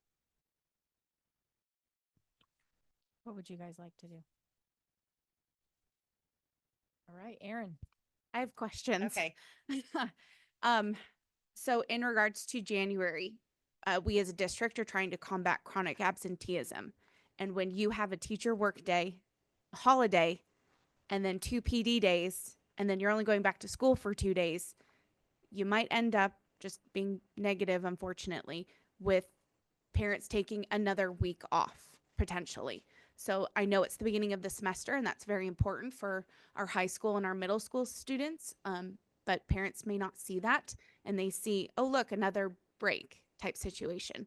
So I just kind of wanted to, I voiced that concern to Frankie earlier. The other question I have is, when my kids started in 2016, we had the late start on Wednesdays. How come we don't do the PLC on Wednesdays? Just, again, a chronic absenteeism question potentially, where if we have these early outs, granted they're 75 versus now 90 that we've had, if we have them on Wednesday, would that help combat some of the chronic absenteeism where our parents maybe then take a 3-day weekend type situation? Yeah, so a few things. In terms of the early out versus late start, teachers had requested that we shift from early out to late start because in an early out, they might just be getting into the work that they're doing, but then they've got kids showing up and they need to go set up. Whereas late start lets them roll their PLC time into their after their contract time when students are already gone, and it extends the work that they can get done. Are you saying that backwards, I think? Am I? Sorry. Yes, ma'am. Yeah, late start Sorry. versus early. There you go. Thank you. And then in terms of the day of the week, it's 2 things. We did survey staff and 50-something% voted to keep it on Monday. The other big thing though is instructional minutes. Monday has the most number of holidays. So when we shifted it around, like the parent-teacher conference there in November kind of buys us a week where we're not removing instructional minutes from students. The district likes to keep a larger number of contingency days for inclement weather. So those couple Mondays, January not having a second one, that November the 1st, just those little things, it just reduces those instructional minutes a little bit, and it keeps more contingency days. Like here at Douglas, they use 1 contingency day to run the ACTs, inclement weather. So mostly because their survey didn't support it, but it does help keep the instructional minutes low. I appreciate that information. I know that those were questions brought to me, so I wanted to make sure that I bring them to you. Thank you. I happen to agree with Erin. Those 2 professional development days, particularly in January, is another only 2-day week. And it does say state approved. How difficult are those to move? Does that require another approval by the state? Is it more on the teachers and their willingness to change them? How do we potentially move those? So the state approves up to 5. We chose 4 this year, and it's up to us to move it. And so these dates here just reflect I want to say 73% of teachers that wanted it at the semester break. And so looking at the 2, we originally had it scheduled for the week before to try to, which doesn't change the 2 days off, but just moving it around. But second semester tends to have more days than first, and so we moved it to second to balance the days in both semesters. So I guess, is there a way to move those maybe to the following Monday, Tuesday? I do see it being an issue that, I mean, we make jokes in my household all the time that there's mail it in days, fair or unfair. There are certainly teachers that either put on movies or do a fun activity when it's towards the end of the semester, or even sometimes the beginning. Either they haven't started doing particular work yet, or everyone's work is completed. And so again, you have students getting 3 half days, then a teacher workday off, then a holiday, then 2 more. It's effectively another week. So I would be more inclined to move those days to the following week if that's possible.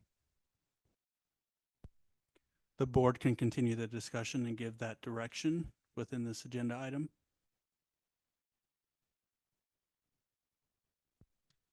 Are there any other questions regarding the high school calendar? And do we want her to go in? Oh, Ender. So this is, I guess, for all the calendars, but I'm wondering why, on your survey, did you ask if the community liked 2 PLCs back to back? So we asked 2 versus 4. Because we did create a version of the draft calendar that had weekly 1-hour PLCs. Support was 4 2 times versus 4. We didn't specifically survey every other week versus back to back, but the impact that every other week has on the high school led us to putting them back to back. So that was the impetus there. It wasn't a survey question though. Okay. Yeah.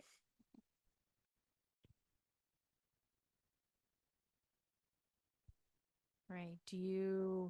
Is there any more discussion about the high school? And do we want her to go into the other calendars? I can point out just the quick changes on the other ones if That you would want. be great, actually. Okay. Thank you. So for Wattell High, very similar. They have their 4-day week instead of 5, and they did not want the half days for finals because with their 4-day week, they just approach finals differently. So that's the only change to theirs is they don't have the half days and they have the 4-day versus 5-day week.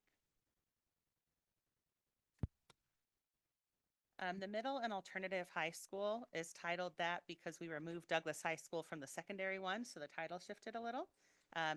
These schools also don't have the half days for finals. The high schools said that it didn't fit the model that they approach finals with, and the middle schools don't have the instructional minutes. They also don't historically give final exams in a way that necessitates half days.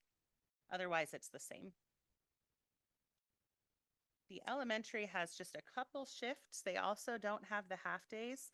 They do have a half day on November 7th for parent-teacher conference because at the secondary level, the conferences are as needed, whereas at the primary level, the expectation is they're meeting with every student. So they have additional time given so that they meet with every student. Also, elementary staff had requested a spring parent-teacher conference day as needed, and so we added that into November or to March 2nd.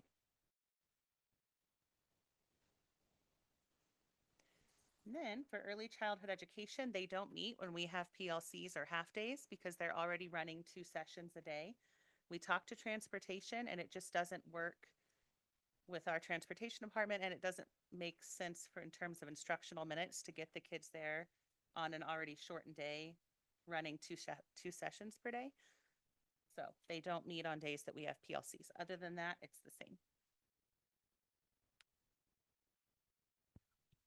Thank you. Is there any further discussion or questions? So if we were to move those 2 professional development days, would that need to be approved by the teachers? Or I know it says state approved and that's a general idea of how many. Is that something the teachers have an ultimate say into? Or, I mean, I'm obviously erring on the side of, I know teachers need their time. They understand maybe what their schedule is a little better than us, but just for the sake of time off and again, the idea of this, you know, absenteeism being a problem, I think this encourages absenteeism for sure. So we don't have anything formal saying that we can't move it. We have the latitude to do that. It's just that when we surveyed the staff, it says, would you support the October PD days? Moving the October PD days to have forum at the end of first semester, and 73.8% said yes. So we were making that decision based on their support to move it to semester. So Yeah. in their support to move it, was there also days designated that they voted on, or just that it was moving to the beginning of the semester To the end of first or the end of semester, first yeah. semester? So, I mean, it is after, I guess we would start the new semester. Is that the idea, that it's actually before they start the very next thing, or can 2 days make that big of a difference in? The only Your difference it estimation. makes on our end is the number of days. It throws off the semester days, which we're not accountable to that necessarily, but it gives us 2 more days in first semester than second. Because right now, second semester starts on the 22nd. So those 2 days fall. So it doesn't, yeah, that's why it's there, because they want it at the end, and then we were looking at, if we get it beforehand, then we're interrupting final days, prepping for finals. So we were trying to get it in first semester at the end as they voted. And so that's where we put it, but it can be moved. That doesn't take, that's just a decision. Yeah, we it doesn't make. take a renegotiation. So, if they were to move it to the 26th and 27th, we can't start still the second semester on the 20th? We can. Okay. yeah. So I don't see how that would add days to the end of the school year. So it doesn't add it to the end. The 4 PD days count as instructional minutes from the state. So it just adds 2 more days to first semester because But not in any time, not by going earlier or ending it later. No, just Okay. like on the bottom right-hand corner where we have the count of the semester, one thing that we try to do is balance the number of days, and they're always a little off, but it just changes that. So So- then again, in your estimation, since they want it at the end of the first semester, in moving it to the 26th and 27th, would that potentially make those first 4 days of the second semester not mail it in days, but for lack of a better word, less happening because they still need to accomplish their goals that they're looking to accomplish? I'm going to say our teachers don't mail it in. Sure. But that is the beginning of the semester. So the handful that are prepping for forum are going to do that, but they're not going to be doing it at the expense of students, whether we're doing it at the end of first semester or a week later. They'll run the PD well. And I Okay. think either way, so just wherever we want to put it. Okay. Thank you. Thank you. Okay, Melinda and then Dave. My just one thought about that. If it's moved to the next week, you're starting a new semester, and you have 4 days and all of a sudden you have 2 days off.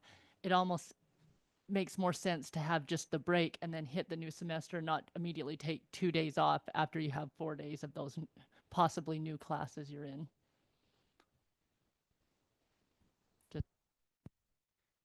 Yeah, now you're talking Thursday, Friday, and then moving to Monday, Tuesday, No, the so right the following Monday, Tuesday? So as written here, and I'm on the district elementary, but I think they're the same. The professional development days are written as Tuesday and Wednesday, the 20th and 21st of January. And I'm just suggesting or gaining information on whether it would be possible or even reasonable to move them to the 26th and 27th so that there's not an additional 6-day weekend. And we did share your concern. We all see that.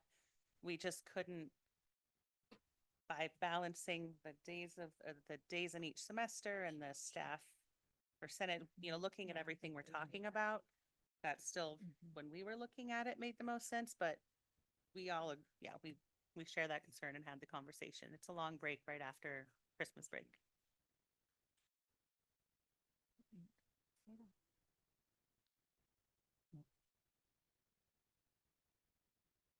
That was one of our hopes, is that perhaps having it in January, if inclement weather had to happen.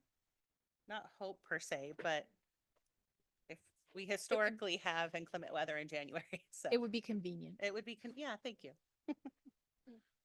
Marcus, I understand what you're saying, and I understand the concern. They're going to take Thursday and Friday off and make it longer.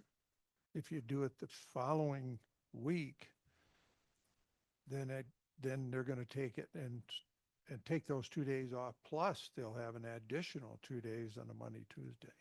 Just my thoughts. It puts them, either way, it puts them in a position, if they're going to take the 2 days off, they're going to take it off. The parents.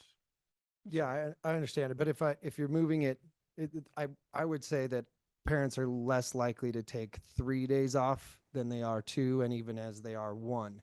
So in moving it to the following week, that becomes a 3-day school week, and it makes the one prior 4 days. As it's written here, we have the finals week, a bunch of half days, and certainly the kids are working their tails off at that point. But then we have a length of time off right behind Christmas break, right behind a bunch of half days, and then we start into the crux of school, and then again another week off in February. So I'm just trying to mitigate another vacation week. That's all.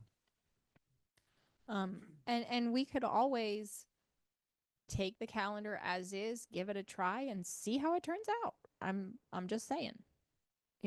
We may have parents that are like, no, we just had time off. We've already done our vacations. Where you're going to school on Thursday and Friday, but we may not. We may have parents that be like, oh, let's Sure. just take Well, the and extra I time." guess maybe that's a good question. Was this presented to the parents as written, and that was also favorable by them, or was this favorable by the teachers, and then a general idea of the calendar was presented to The second parents? one, yeah, we didn't send survey parents on Okay. forum. Yeah, we didn't send a follow-up Okay. calendar, but the agenda has been posted. Annie, when did you attach the calendars? Was it last week? Mhm. Yeah, we received no input from employees or parents in the community through email Okay. or phone call. We did run attendance data for PLCs, wondering if, like you said, having it Monday, or like you had said, does that have impact? It didn't have the impact we thought it did. We were expecting a much higher absenteeism rate on PLC days, and it wasn't as high as we thought. That's good to So, know. yeah. That really is, because the early out or the late starts was really tough on parents. So it was nice when the district moved to the early out. But I was wondering what that Monday early out, almost like a minimum day, kind of had on our students, what kind of impact that had. And I understand balancing, because right now your first semester is at 88, your second semester is at 90. So I understand having those 2 days at that, right before your semester starts. I just really want to make sure our students are in session Yeah. when we're in session. Yeah, and we do have the latitude to move it if that's what everyone decides.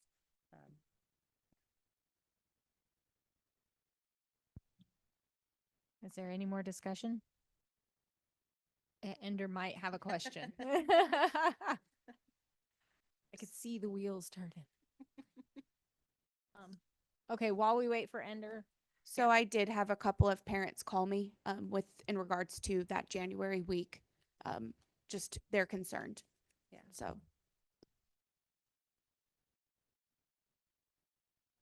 Yeah.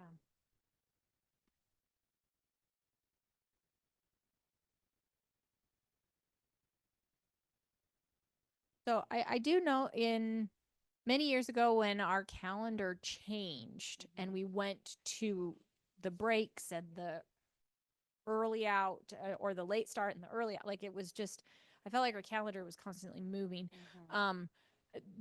there were a lot of parents that were up in arms about all this time off that the kids were having. And now, as we've polled our parents, they don't want to give up those weeks that we've gotten. And I can't say as I blame them. I'd rather have Thanksgiving off personally than October. But I really, as someone who used to work in the schools, will attest not being in school on Halloween would be fantastic. So I think that we should try this calendar and see where it gets us. That's my personal opinion. And we can obviously revisit it again in January of next year or later this year. Did you have something to add, Ender?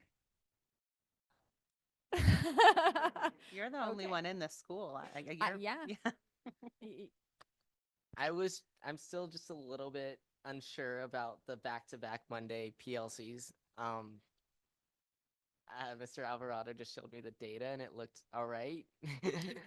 I'm still just unsure about it, but I don't really have anything else to add or say to it. So, From a parent standpoint, I think it will be nice to have, is it this week or is it next week? I think that consistency is, yeah, and I understand. could be really good for families, especially families that have to deal with daycare, in that aspect. So, all right. Any further discussion?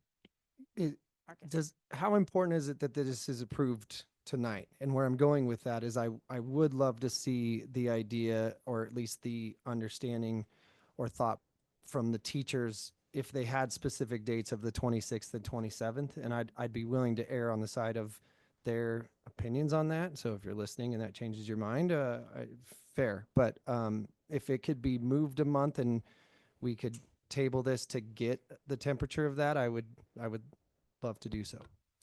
It's okay to table it till next month.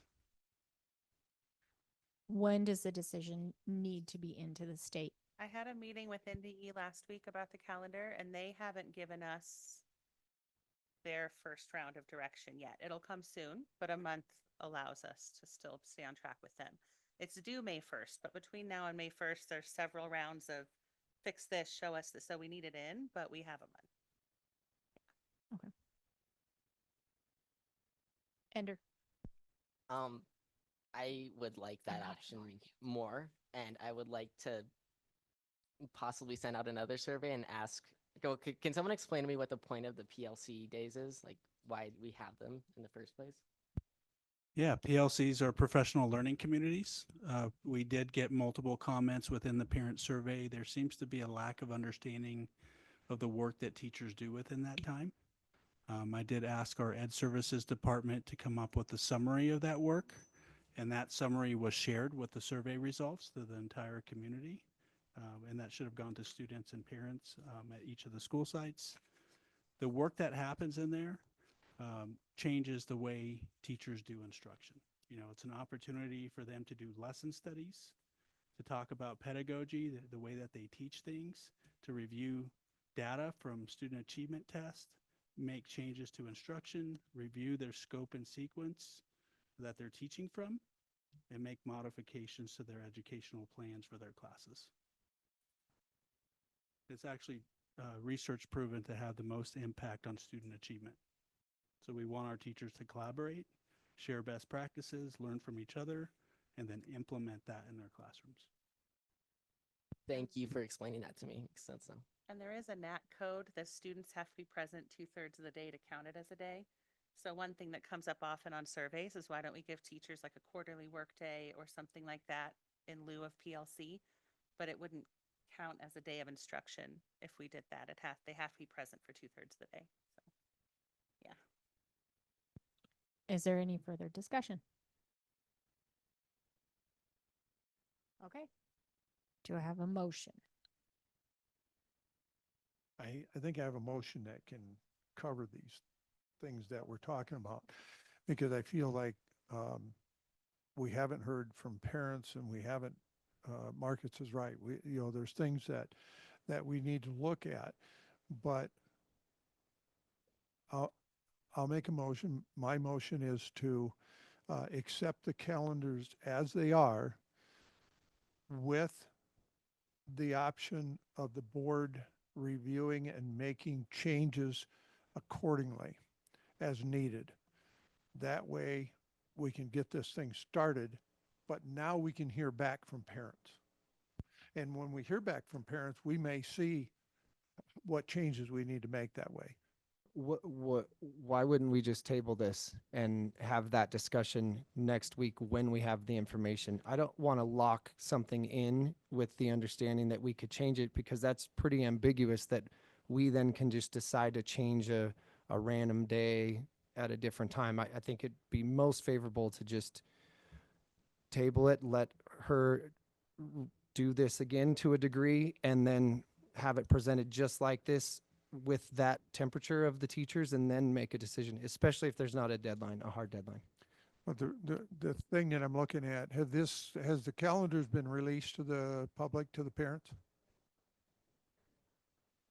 Sorry, it was Okay. posted on the agenda last week. Okay, and the reason why I say move forward with that, if we show the calendar and release it completely because we've approved it, we will hear from the parents, and we will get parents and teachers and anyone else feedback.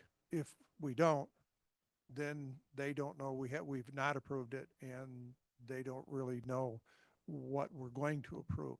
So we don't, it's almost like a survey without a survey. If they don't like it, they'll definitely contact us. But That's, that's still the position they're in right now, right? no, they don't know. Sure it is. There's parents sitting in here that have an idea of what, and now none of them have spoken at the beginning of this meeting regarding the calendar, but it is on the agenda. That's what the agenda design is to put things on there for parents to come. All of these are accessible. So I would argue that parents maybe don't have a problem with this already just by default. I'm more concerned about what the teachers think for the impact of those days and the importance of them. And tabling it a month is not a huge issue, especially since now the parents have seen this, they'll see that it was tabled, and maybe they will pay more attention all the same. Okay. I don't, either way, but don't table it. To table it is, we postpone. We postpone it. till There's a next big month. difference. Okay. And so postpone, Yeah, I had postpone to is learn what that we one do. too. I still don't fully Table understand can kill it. Okay, well then, completely. It's just a Okay, bunch so- of mumbo jumbo. So so Dave then I made a would, very lengthy motion and Well, did. the motion is that we accept it as they are, Mhm. and then leaving it open for the board to respond and make any changes. If nobody wants to second that, then we can postpone it. It's up to you. But that's my motion. Do. Okay, Mr. Alvarado, we don't have a second yet, just Okay. to make that clear. Thank you for acknowledging me. So just to give the board some guidance, what I recommend is that within your motion, you give me direction, which then I would give Ashley direction on how you want me to seek input for the changes of the two PD days. Because it seems to me like the conflict is just the two PD days. If you want me to pull that, I do have a meeting scheduled with DCPEA on January 27th. I can seek their feedback through that. I can send out a survey, but I do recommend that you give me direction through a motion rather than sure. attempting to approve a calendar. So Yeah. I would make a motion to, Oh, hold on, well, hold on. So did, yeah, we just have to finish this to move, to go to that. So he made his motion. Did we have a second? There's no second. The motion dies. So Marcus, I would make a motion to move this to next month's agenda item so that Frankie can, with the understanding that the PD days in January be moved to the 26th and 27th, and get an understanding of that from the teachers specifically and the DCPA, if that's who you're trying to talk to. So I can clean that up if we need to. So just surveyed between those two date pairs? Okay. okay, so just to clarify the motion, your motion is that we postpone the calendar until next month's agenda and direct Mr. Alvarado to collect feedback from the teachers in regards to those PD days. Okay. Okay. Okay. Okay. So we will just pause for a moment. We need like elevator music.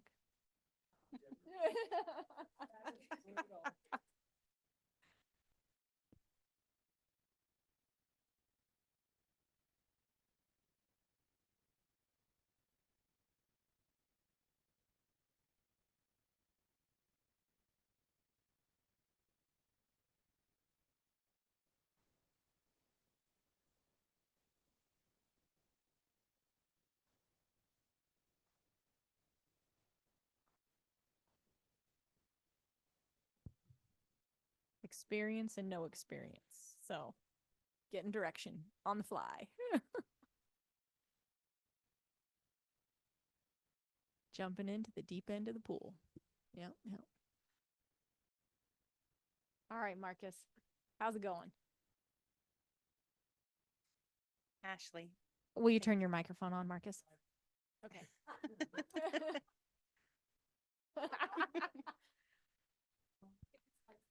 So let's try this again. I make a motion to postpone the calendar item till February, and with the guidance that Frankie and Ashley request, specifically an understanding from the teachers and parents with the days of the 20th and 21st for professional development, moving to the 26th and 27th. I'll second. Okay, I have motion by Mr. Zinke and a second by Ms. Miller. Any further discussion? Okay. All those in favor of the motion say aye. Aye. Aye. Any opposed? Motion passes unanimously. Thank you guys so much. Thank you for all your work. I know this didn't happen Ashley, overnight, so great thank work. you. Way Yes, to be thank you. collaborative and great presentation.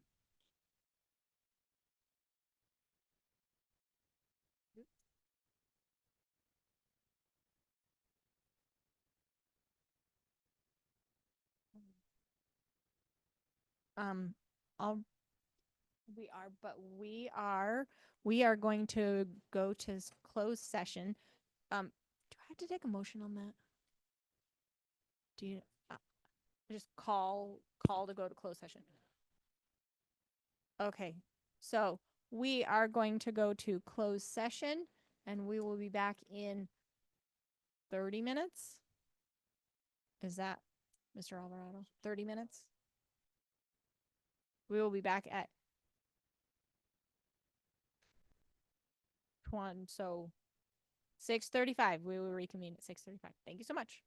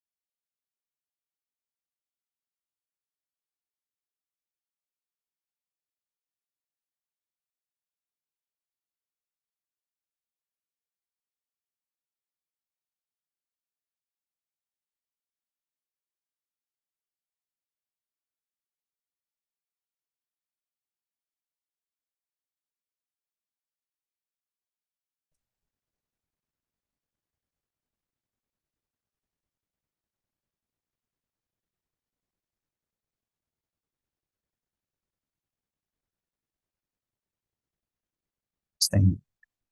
Testing.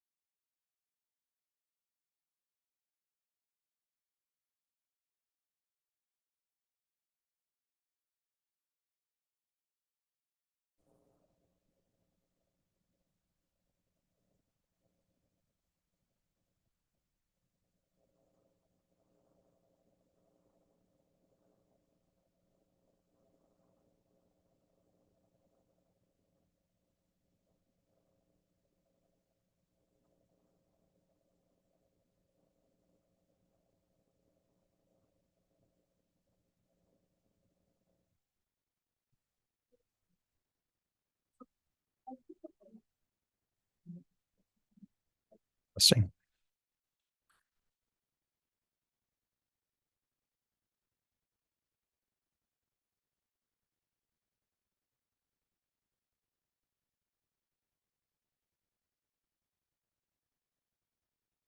Testing.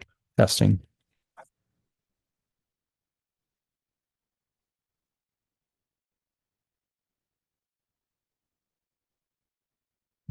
Testing.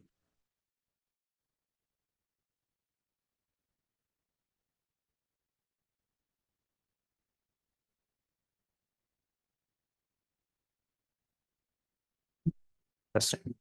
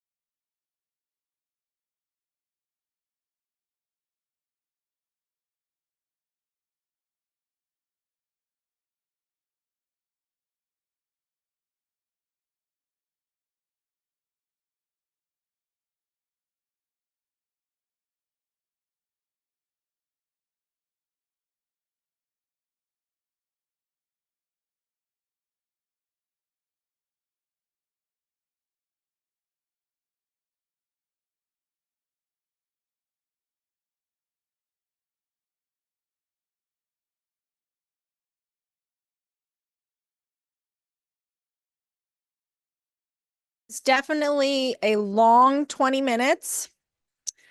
So we are back in session, as in meeting. I don't know what to call it.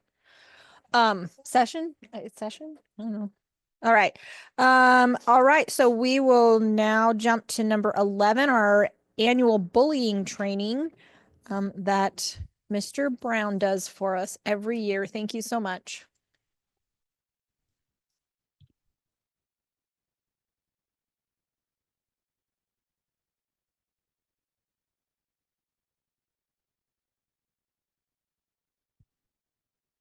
Thank you. Just as a little context, every staff member gets this annually too. They do it at the beginning of the year. We do your guys' in January. You guys have it up? The PowerPoint?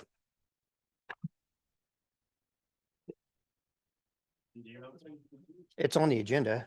I gave it to Annie. You guys have it. It's so I can walk you through it.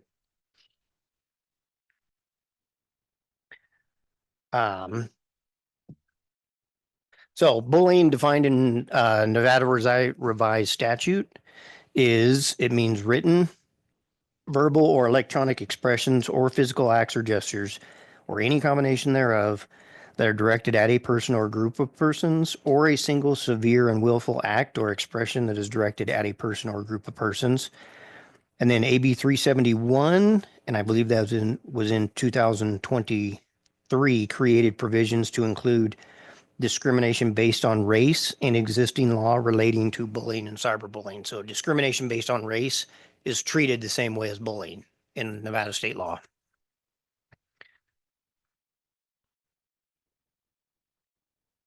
What is not bullying? Back in 2023, AB 65 amended NRS 388.122. Bullying does not include expressions, acts, or gestures that are engaged in as a part of a mutual disagreement or conflict. So if two students are mutually engaged in a conflict, that does not constitute bullying. Conflict and mutual disagreement do not qualify for the purposes of the bullying procedures. And bullying is more of a form of victimization, not just conflict. If you guys have questions along the way, feel free to stop me. But the actual continued definition for the term bullying includes, without limitation, repeated or pervasive taunting, name calling, belittling, mocking, use of put downs, demeaning humor regarding the actual or perceived race, color, national origin, ancestry, religion, gender identity or expression, sexual orientation, physical or mental disability of a person, sex or any other distinguishing characteristic or background of a person. Behavior that's intended to harm another person by damaging or manipulating their relationships, like false rumors. Repeated or pervasive nonverbal threats or intimidation, such as use of aggressive, menacing, or disrespectful gestures. Threats of harm to a person, to his or her possessions, or to other persons, whether such threats are transmitted verbally, electronically, or in writing. Blackmail, extortion, or demands for protection money, or involuntary loans or donations. Blocking access to any property or facility, so basically ostracizing someone. Stalking and physically harmful contact with or injury to another person or his or her property. So, mandatory reporting, the big picture. A teacher, administrator, principal, coach, or other staff member, including boards of trustees, who witness a violation or receive information that a violation has occurred, shall report the violation to the principal or his or her designee as soon as practicable, but not later than the day he or she found out about it, or the next by within 24 hours if it's the end of the day. So basically, you have a duty to report. As the member of the board, what your responsibility is to, if you receive or witness a violation occurred, report it to the superintendent, or I would believe even Superintendent Alvarado would agree that if you report it to the principal of the school in which you know it occurred. And I know you guys have parents come up to you a lot if a parent comes up to you and says their kid's being bullied, you have to follow up that day. Let's like let Frankie know, let my office know, and then we immediately figure out if it's been addressed by the principal or if it's something new that they hadn't heard of. And the superintendent's next step, once you've reported, your duty is finished. The superintendent will then work with the appropriate site administrator to investigate the claim and take action to stop the bullying.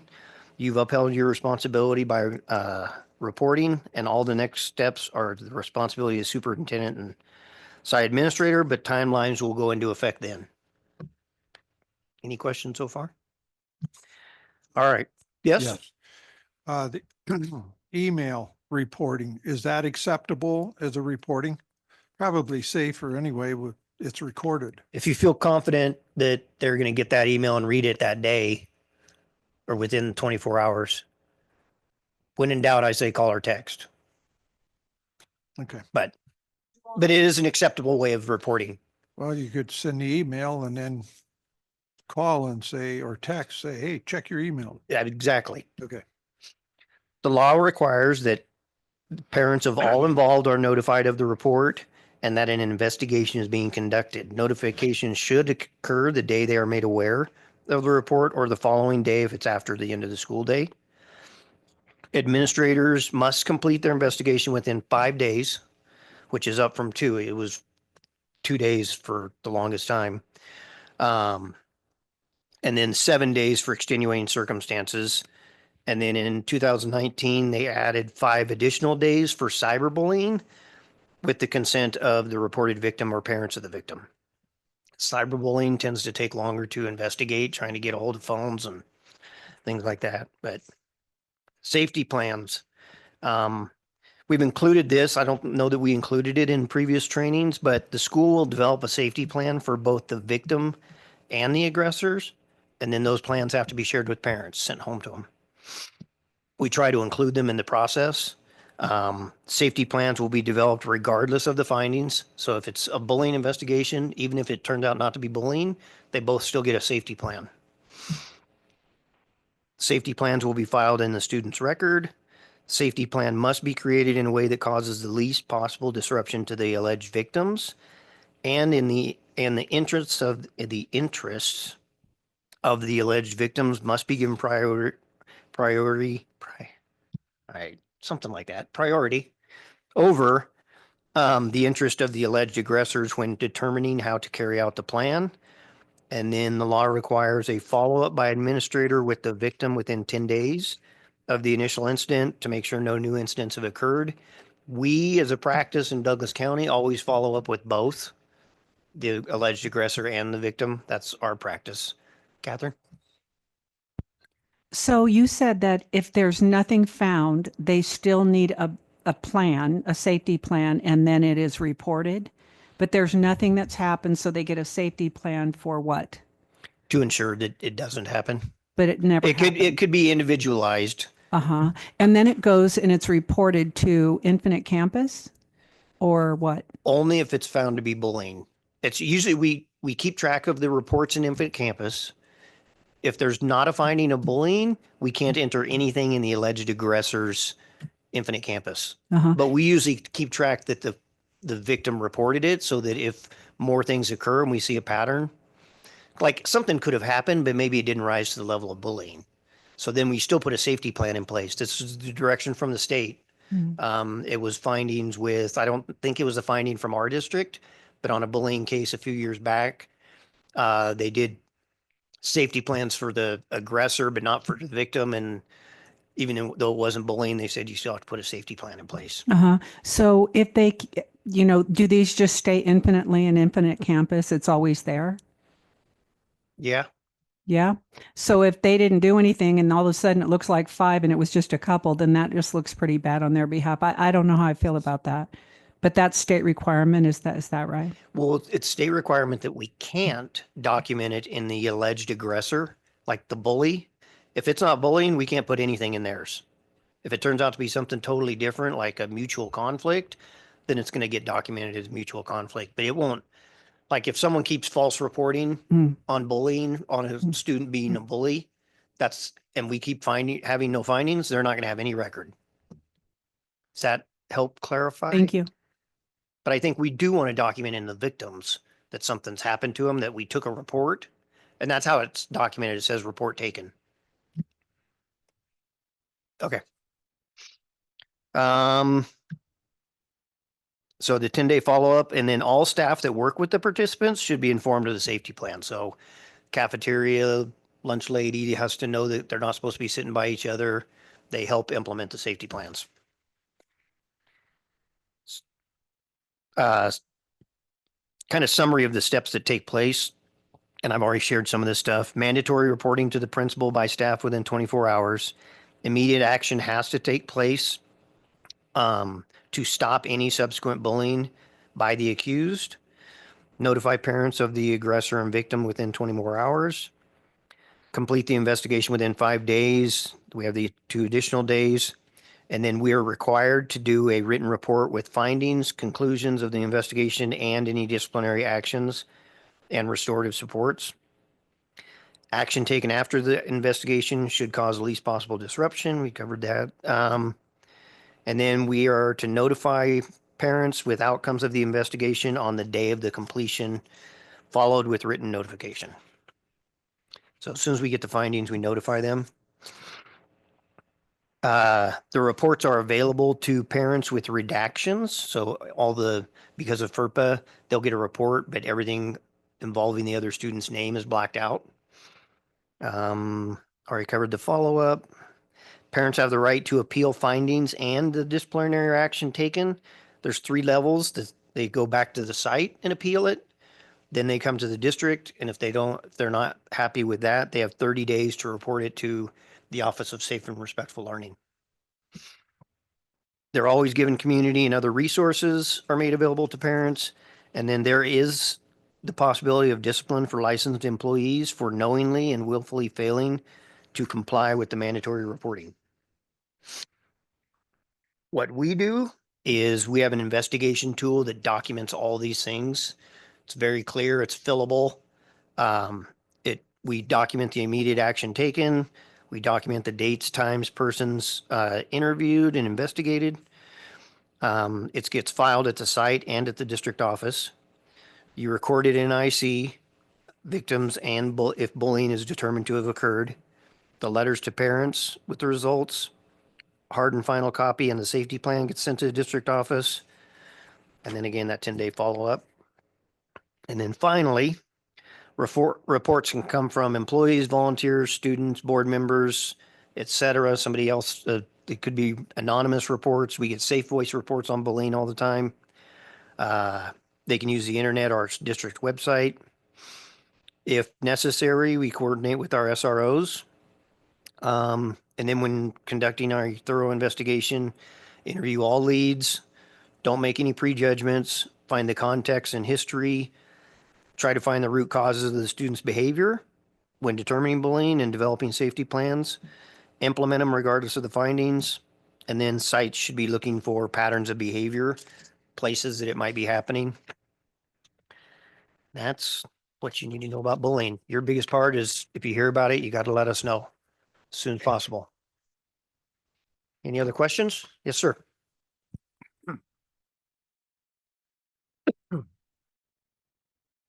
So bullying, could that be staff to staff or, if you got, it's strictly with the kids? Mhm. Okay. You said something about in there blackmail or something? There's one of the things is blackmail or extortion. Okay. Like one kid threatening another kid for money. Give me your money or I'm going to do this. I've had it happen as low as 2nd grade. Okay. Book fair money. But this is strictly for the kids? Yes. Okay. Got it. Thank you. That it? Any other questions? If anything ever comes up, please feel free to, you guys know you can call my office anytime and I'll fill you in. Okay. Thank you very much, Mr. You're welcome. Bryan. Appreciate it. Right, on to our favorite part, appointment of board representatives on committees. Can I speak? Yes. I'd really like to stick with, NASB. If, I don't know, I'd like to, if that's an option. I would really like to, yeah. What? I would like to. If On what? on NASB, right? So I think maybe what we do is let's start at the top and work our way down instead of jumping around. That way, make sure that we don't miss one. Okay. Does that work? Okay. All right. So Debt Management Commission, it is a 2-year commitment. The county has asked that that be a 2-year position on that committee. Who currently holds it? It was. I was Doug. gonna say it was Doug. I was the year before that. It's, I wouldn't call it fun because it doesn't cover just anything to do with, in fact, there's nothing to do with the school. It has to do with everything else. I will take it again. If y'all want me to, I will take it for the 2 years because Sold. Sold. I nominate Mr. Burns to do debt I management. wouldn't take it away from you, Marcus. It is. Oh, right. Oh, that's Thank you. Marcus. The alternate. So, all right. So Dave is going to be our chairperson for that, and Aaron, I'll take alternate. alternate. Aaron will be alternate. Aaron. Aaron. Okay. Okay. See, and that's why I thought Aaron. I'm like, Aaron You might does like. finance stuff. She might, who knows? So Nevada Association of School Boards, Alternative is I what would like. like, yeah. So I will be the, is it chairperson? Chairman? Chair, Director. director. I like that. Yeah. Okay. So I will be the director and Catherine will Alternative be. if it's cool. I like Yes, to have my eyes alternative. on that. Absolutely. We did have, I think, wasn't it, Catherine, didn't we have Cole? The last time? representative. I'm sorry? Okay. Wasn't it Thank you, Cole Annie. last time? Well, yeah, it's like either one is it, Yeah. yeah, Say what? I missed The the last conversation. NASB was Cole. right. Oh, Cool yes. chair. Yeah, we did it together. That works. Yeah. Yeah. But we only get one when we sit at a board meeting, there's only one vote, not two. So, Right. Douglas County Parks and Rec. I would like that one, please. So you will be our representative. Do we have an alternate? I could be the alternate on that if you want. All me to. right, Melinda, thank you. Liaison between the board and county commission and planning. I think that will be me. I will do that. That. I think sometimes- typically is that the sometimes- board president. Am I correct in assuming I that? don't have that. See, I don't- yeah, the- I don't- The legislative one is president. Oh, fun. Okay. You might want to. I mean, that's a lot to take, pace yourself, girl. The other Thursday. Well, that's not gonna work. There you go. If we're gonna be on Thursday meetings, that could be. President Oh, Wagstaff, just, yes, Mr. Alvarado. looking at the previous document, it says it has to be the president and the vice president. On which one? On the Looking at liaison. 2023 committee assignments document. Okay. D? For the liaison between the board and the county commissioner. That's me and Melinda. All right. School Safety Task Force. That Carrie had that before. Susie. She was. All right. Susan is going to be our representative. Who would like to be our alternate?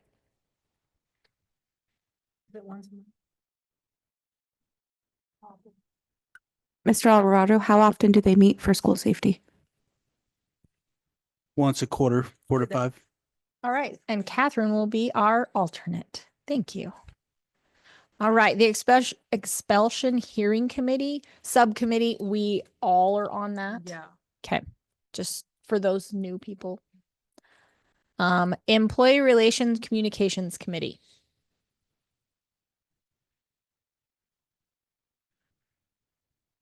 Mr. Alvarado, do you know more about that?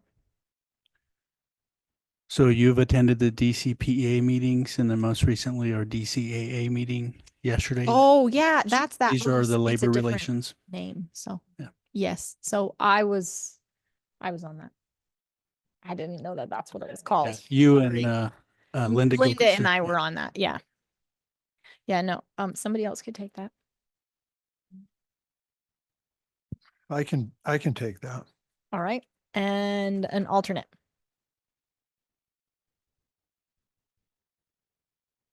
Susan? All right. And then, which takes us into the next one, which is liaison to family involvement team, which is DPAC. I already go to those meetings, so I can be the liaison. All right. Perfect.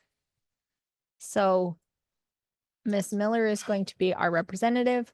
Miss Jansen will be our alternate.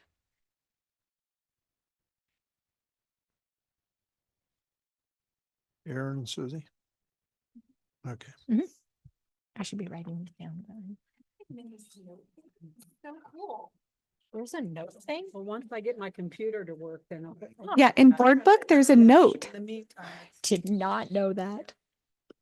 Cool. Okay. All right. Are you caught up? Did you not know about adding the personal notes? Oh, okay. Oh, yeah. I was waiting for her to say something. Liaison. I didn't know if you were caught up, Annie. I was waiting. Oh, okay. So liaison to Tahoe Douglas Chamber of Commerce. I will take that. All right. Miss Miller is the likely candidate for that. And do we have an alternate? I don't know. I don't know that we had an alternate on all of them. I don't think We you have- typically do, but not always. I So don't think you have to. that means you can't miss a meeting. Yvonne, I can be the alternate to that. Okay. All right.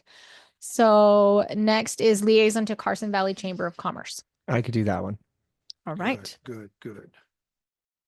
So Marcus will be our representative. Who would like to be our alternate?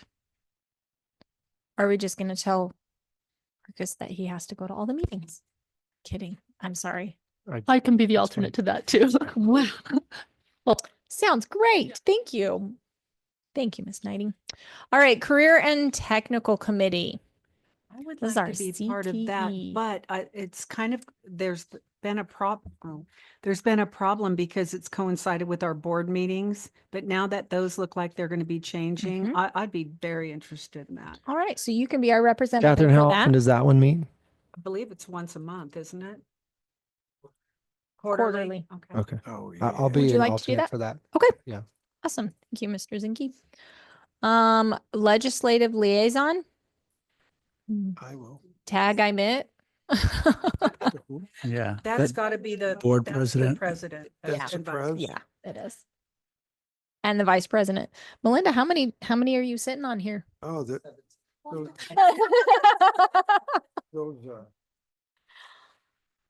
All right. Right. Construction maintenance subcommittee. What is that, how Mr. Alvarado? often Do does you, that meet? can you? I have not seen a meeting notice for that committee this school year. So I'm assuming that's going to be a meeting with Phil and Scott McCullough. I would say at least twice a year, maybe quarterly. Okay. I can take that. Okay. Mr. Burns will take that. I can be the alternate. All right. Attendance subcommittee. Or Aaron? Oh, so Miss Jansen is the representative. Almost said director. They Whew. still do. I mean, it Um, doesn't seem like it's had- But Do I- you want to be the alternate? well, yeah, I'll be the alternate, but we Okay. haven't been meeting. I don't know what's going on with that, but, oh, we do. They can so much. They don't do that. Yeah, I think it's quarterly. Yeah, okay, yeah, I'll be a third. Absolutely. So the new one is the the state of Nevada Board of Education. Catherine and I went to our along with Mr. Alvarado. We went. Was it last month? Yeah. It was last month. Yeah. It was like. And we together, the three of us decided that we probably should have somebody going to those meetings regularly. You want to do the alternate? Okay. I'm in 100%. Yeah, I think we need to know what's going on at the state level Yeah. because we get direction from them. So who's 100%. doing it? So, Catherine's going to be the representative and Susan will be our alternate. And I think that covers. That was nice and easy and quick. I love that. Perfect. We got them all covered. Is that correct, Annie? Awesome. Let's back up and make it work. Thank you. Make it work. Yeah. Are you gonna I'm ready. need a motion for all that mess? Yes. There's like 4. All right. And now for the long awaited. Do we need to make a motion to No, approve? because it's I don't, it's not a motion thing, is it? Just sort. Oh, we have to make a motion to approve All the committee all the assignments. committee's assignments. Yes. So do I have a motion? I'll make the motion to approve all the assigned committees. Second. I have a motion from Miss Miller and a second from Miss Dickerson. And any further discussion? All right, all in favor? Yeah, we just need to make sure that everybody gets the list and everything. Oh, yeah. Like we usually have. Annie's amazing and she will email it. Otherwise, I don't know. I need to go home. It's been a long day. It's all right. all right, all in favor of the motion, say aye. Aye. Any opposed? Motion passes unanimously. All right. Okay. So now on to Ender and his final presentation. I just want to take a really quick There's minute and one say more. Thank you. Wait, what? There is one more item. It's after board reports. So if you want to move it ahead, it's to move public comment back to 3 minutes. It's on the back. Oh, it's on the back. Sorry. It's on the back. Yeah. It's item 17. I was looking forward to Ender, bad. but okay. We'll jump to My number computer is 17. That's She's fine. really I'm sharing struggling, with her. so it might be good to get her some help. No, we're gonna. Okay, we're jumping around. We're not forgetting you.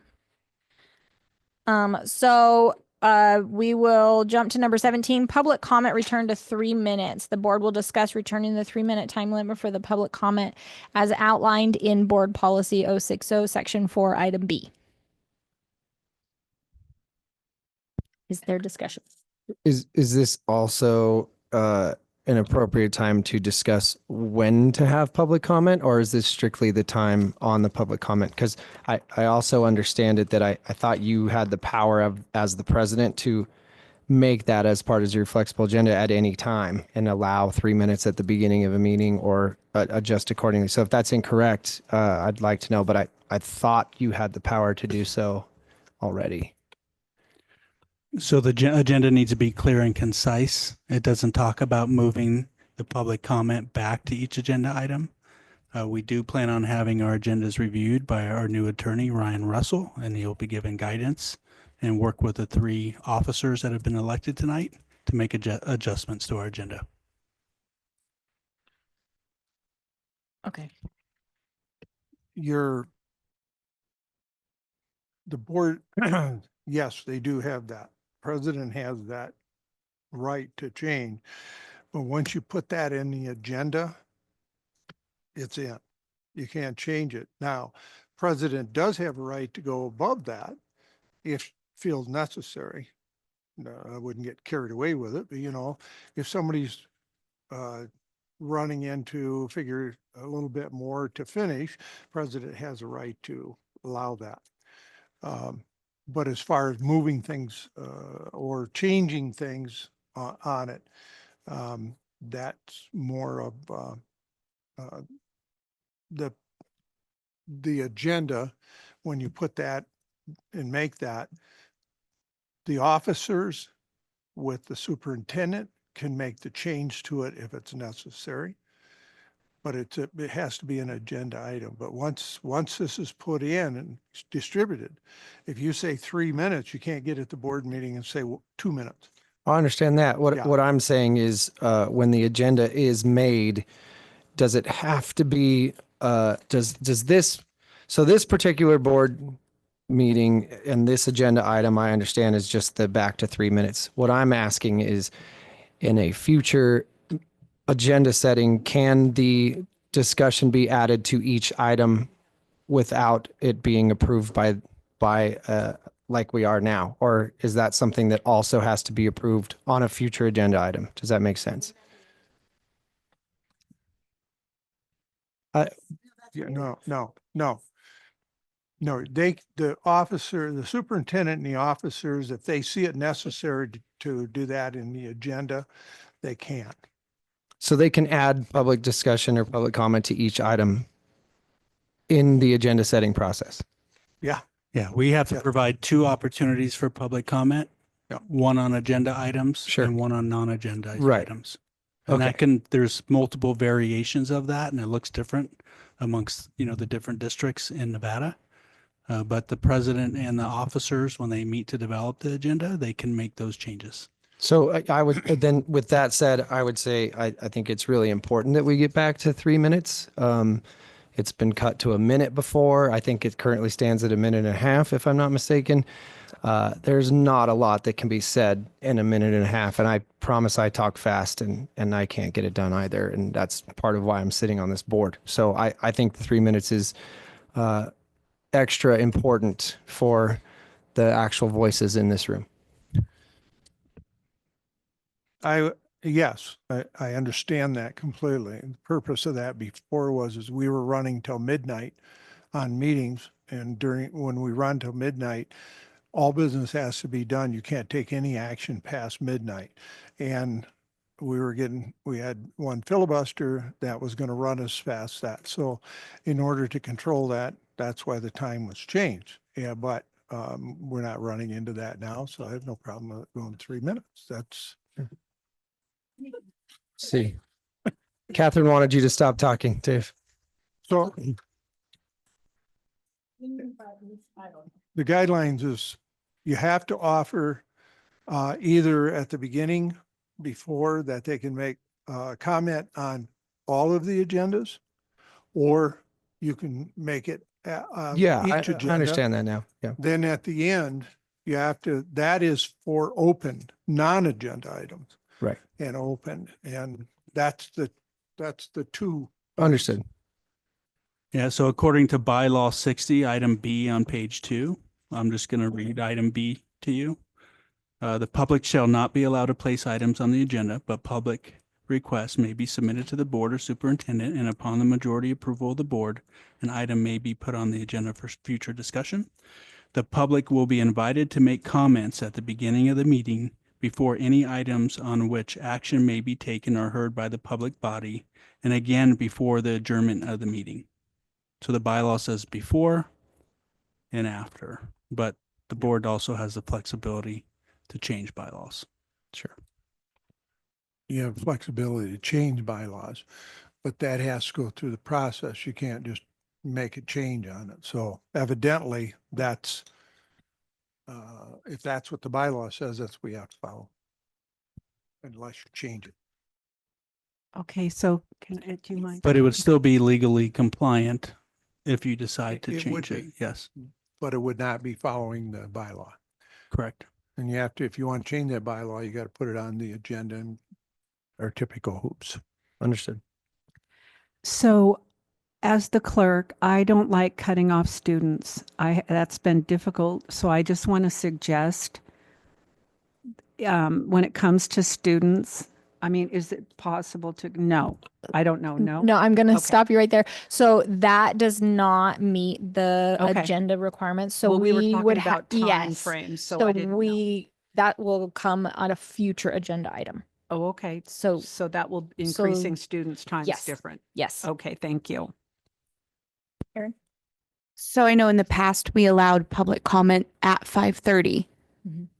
That would then be, if we wanted to do something like that, that would be then a future agenda item because that's not in the way this agenda item is referenced. That's a It's question. moving. I don't know. Can you say that one more time? I was reading the rest of that bylaw. That's okay. In the past, we had public comment always at 5 or 5:30 to allow parents time to get here to make public comment. If that's something that we were thinking of, that's not part of this agenda item. Okay. No, you. and it has to happen before all agenda items, so we can't get into the business of the meeting until public comment is made. And that is NRS? Or that's just the way our bylaw is written? That's OML. OML. Yeah. Interesting. Yeah, and this bylaw also states, public comment will be generally limited to 3 minutes through the board president has discretion to extend or further limit the time as deemed necessary. But you have to treat everybody equal. So if you're going to change it to the president decides to change it to 2 minutes, then everybody has to change 2 minutes. You can't choose one person and say, oh, you only get 2 minutes. No, and according to OML training that we attended in NASB, and I know multiple trustees were in that training with me, we have to treat students the same as a public.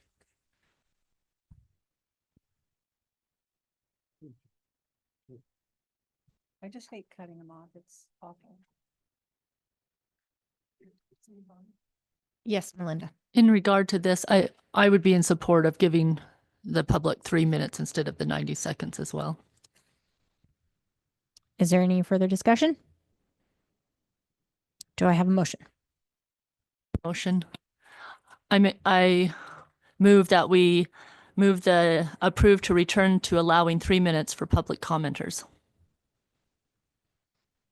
Second. I have a motion by Ms. Knighting and a second by Mr. Zinke. All in favor, please say aye. Aye. Any opposed? We have a 6-1 vote, but motion passes. Ms. Jansen.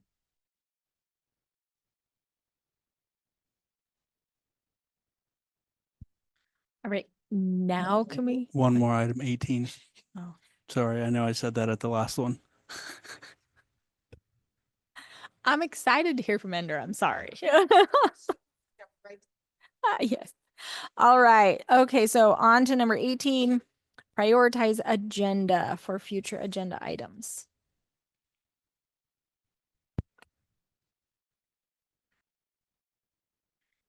I'm just pulling up my list here so I can look at it. That I can't see because it's so tiny. Does all the new board members know what that means? Okay. Any questions about what that means? About adding to our adding agenda items. Yeah, to Yeah, future something you'd agendas. like to see. I pulled it up here. Can you see? Okay. All right.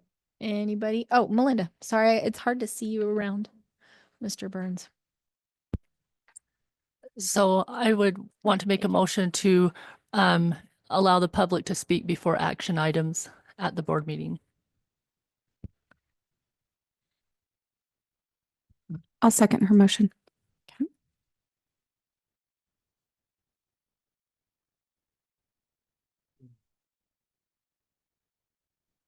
What? We're on future agenda items, correct? Yes, that's what we're discussing right now.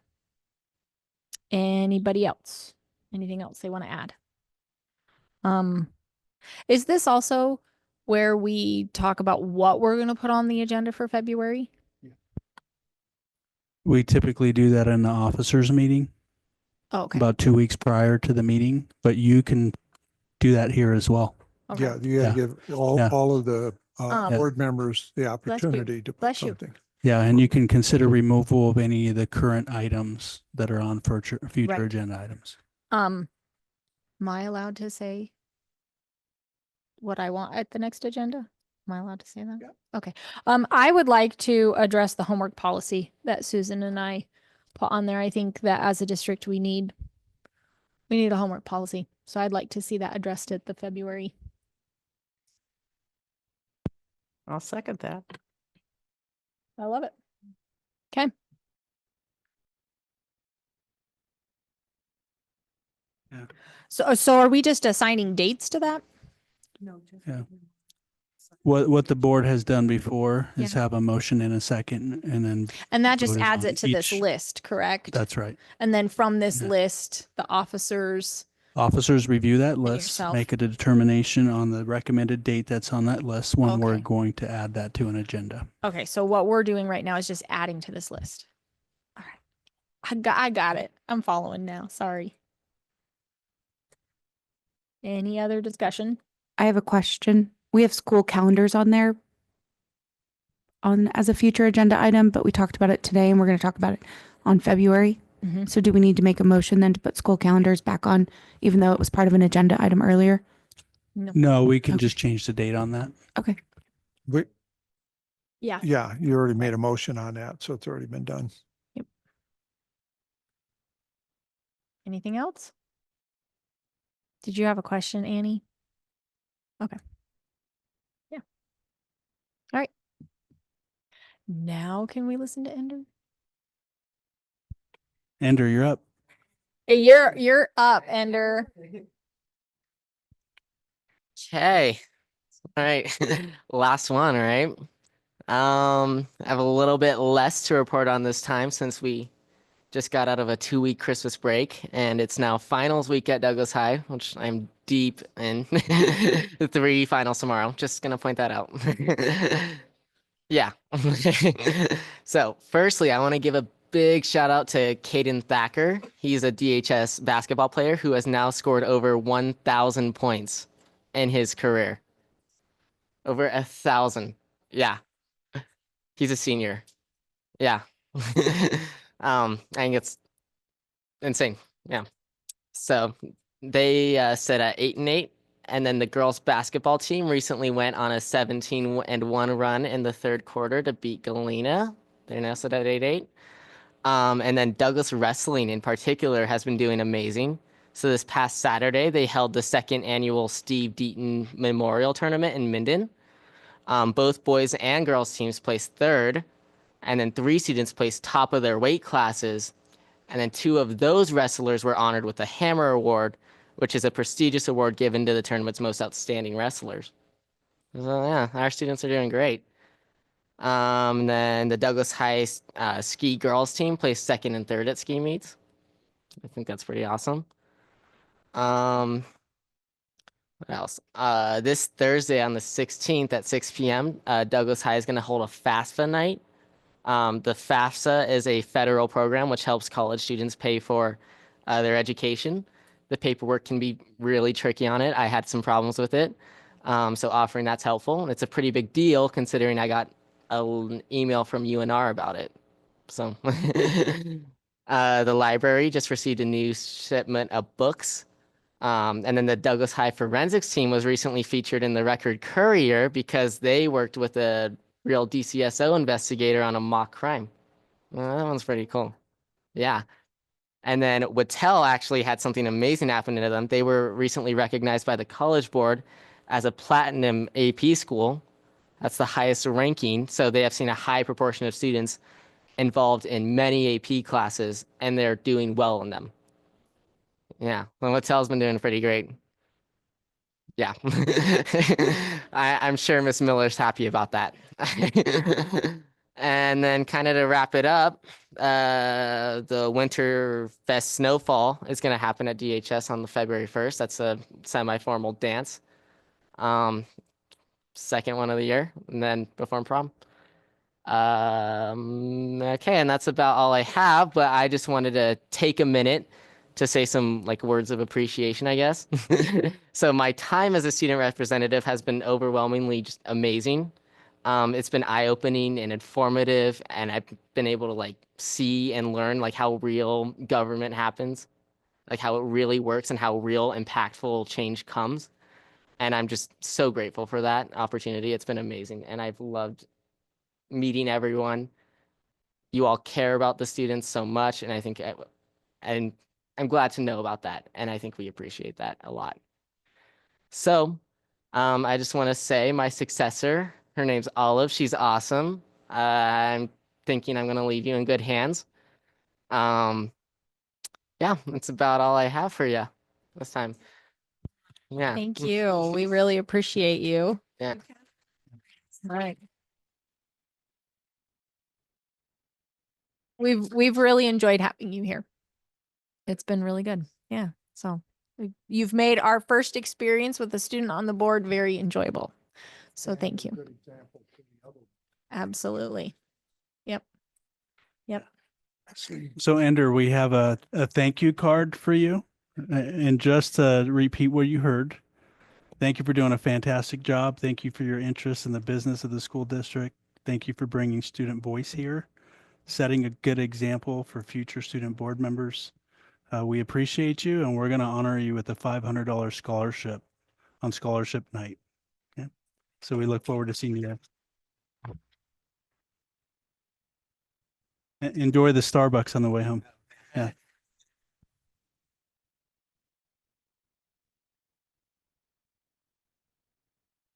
All right, we will then move into our superintendent report. Oh, board report. I'm so sorry. No. We'll do board report. It should be fairly short. All right, so we will start with Mr. Zinke over here on the side, and this is a part where usually it's where we report on all the committees that we're on, any training you've done, schools you visited, Sure. kind of thing. So yeah, I just got assigned to these committees, so I won't be reporting on any of that. But a couple months ago now, Frankie and I actually listened into the Ensign, I would say group, but they have a fancier name than that, regarding the funding of our schools and how much is allocated per group. Frankie and I are actually trying to get information regarding some clarification on what goes to which group and what are the determining factors of that. And actually, they skipped right over Frankie's question regarding such. So we're digging deeper into that to see if we are to be allocated more funds for. There's 4 subsets of that between English learners and at risk and the GATE program. And then there's and special ed. So those are the 4. And then I went to the same NASB conference as you guys all did. So that's all I got.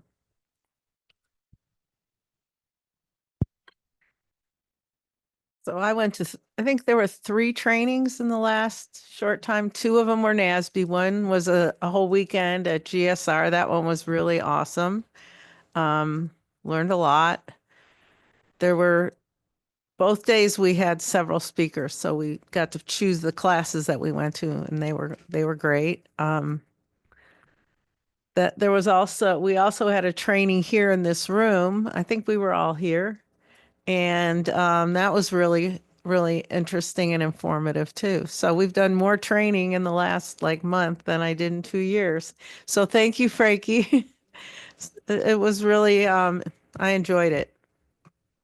And then I went to CVMS and visited a science classroom before Christmas vacation. That was really great. Teacher was teaching about astrology and astronomy, not astrology. Sorry, astronomy. Yeah, it was very interesting. It's late, I'm tired. So hopefully I'll have more to report next time. So I also went to all the trainings. I also met with Frankie in different departments every Wednesday for about a month and a half before break. Wattel is hosting an adult prom Thursday night. So if you don't want to go to the DHS FASA event, you can go to a 70s disco prom. It's a fundraiser. Also on Thursday, Wattel Middle School girls start their first set. They are going against Incline. There's something else, and now I can't remember what it was. Volleyball. So volleyball starts this week for middle school. There was something else, and now I can't remember. This is why I need to write it down.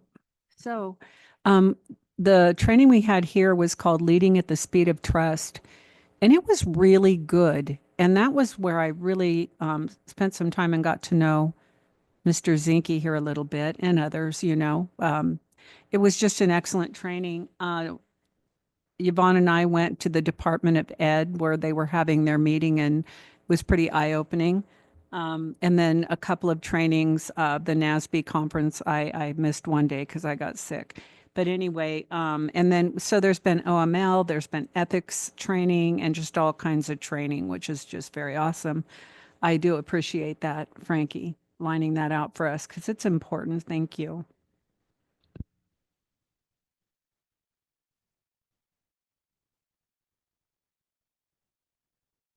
Yeah, of course, all the training, and I agree with Susan.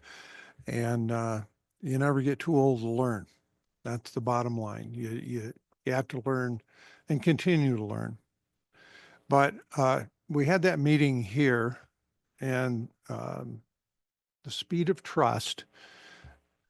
And then we had to go around. We had to tell who we were and all that stuff. And then and he says, tell everybody one thing that probably nobody knows about you.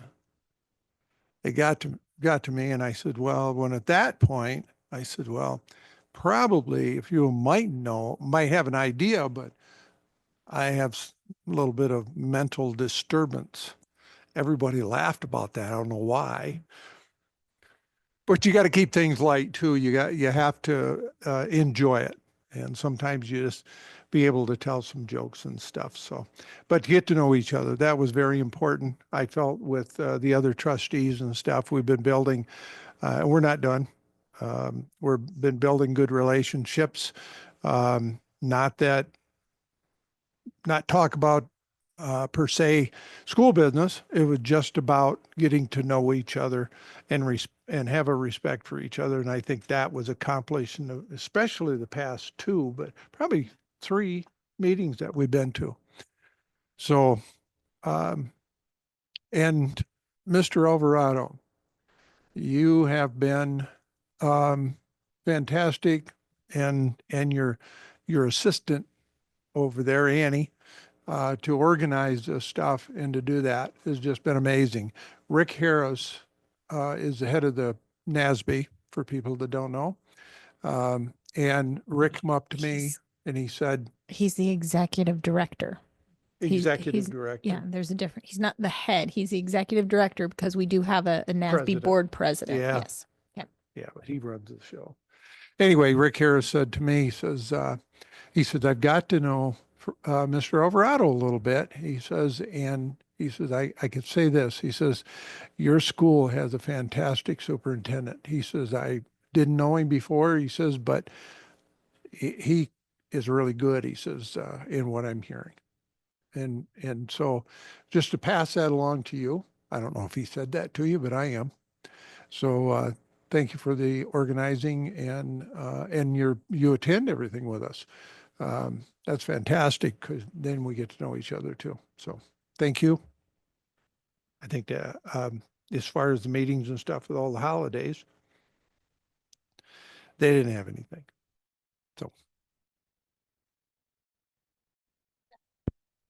So I too went to all the trainings that everyone did. I also attended the Powaloo Night of Artistry, and it was good to see everything that the kids were involved in making and learning. I went to the DHS Winter Band and Choir concerts, and I went to the DHS Drama Improv Night. And it's always fun to see the kids doing what they love, and they did such a great job. So I had the opportunity on Monday last week to attend ethics and open meeting law training that the county commissioners were putting on. I attended that on Friday before training on Saturday that we all attended. Saturday was amazing. It was put on by, the leadership was Improve Student Success. It was put on by Phil Gore, and it was great. And I thought we had some great discussions about how to move forward.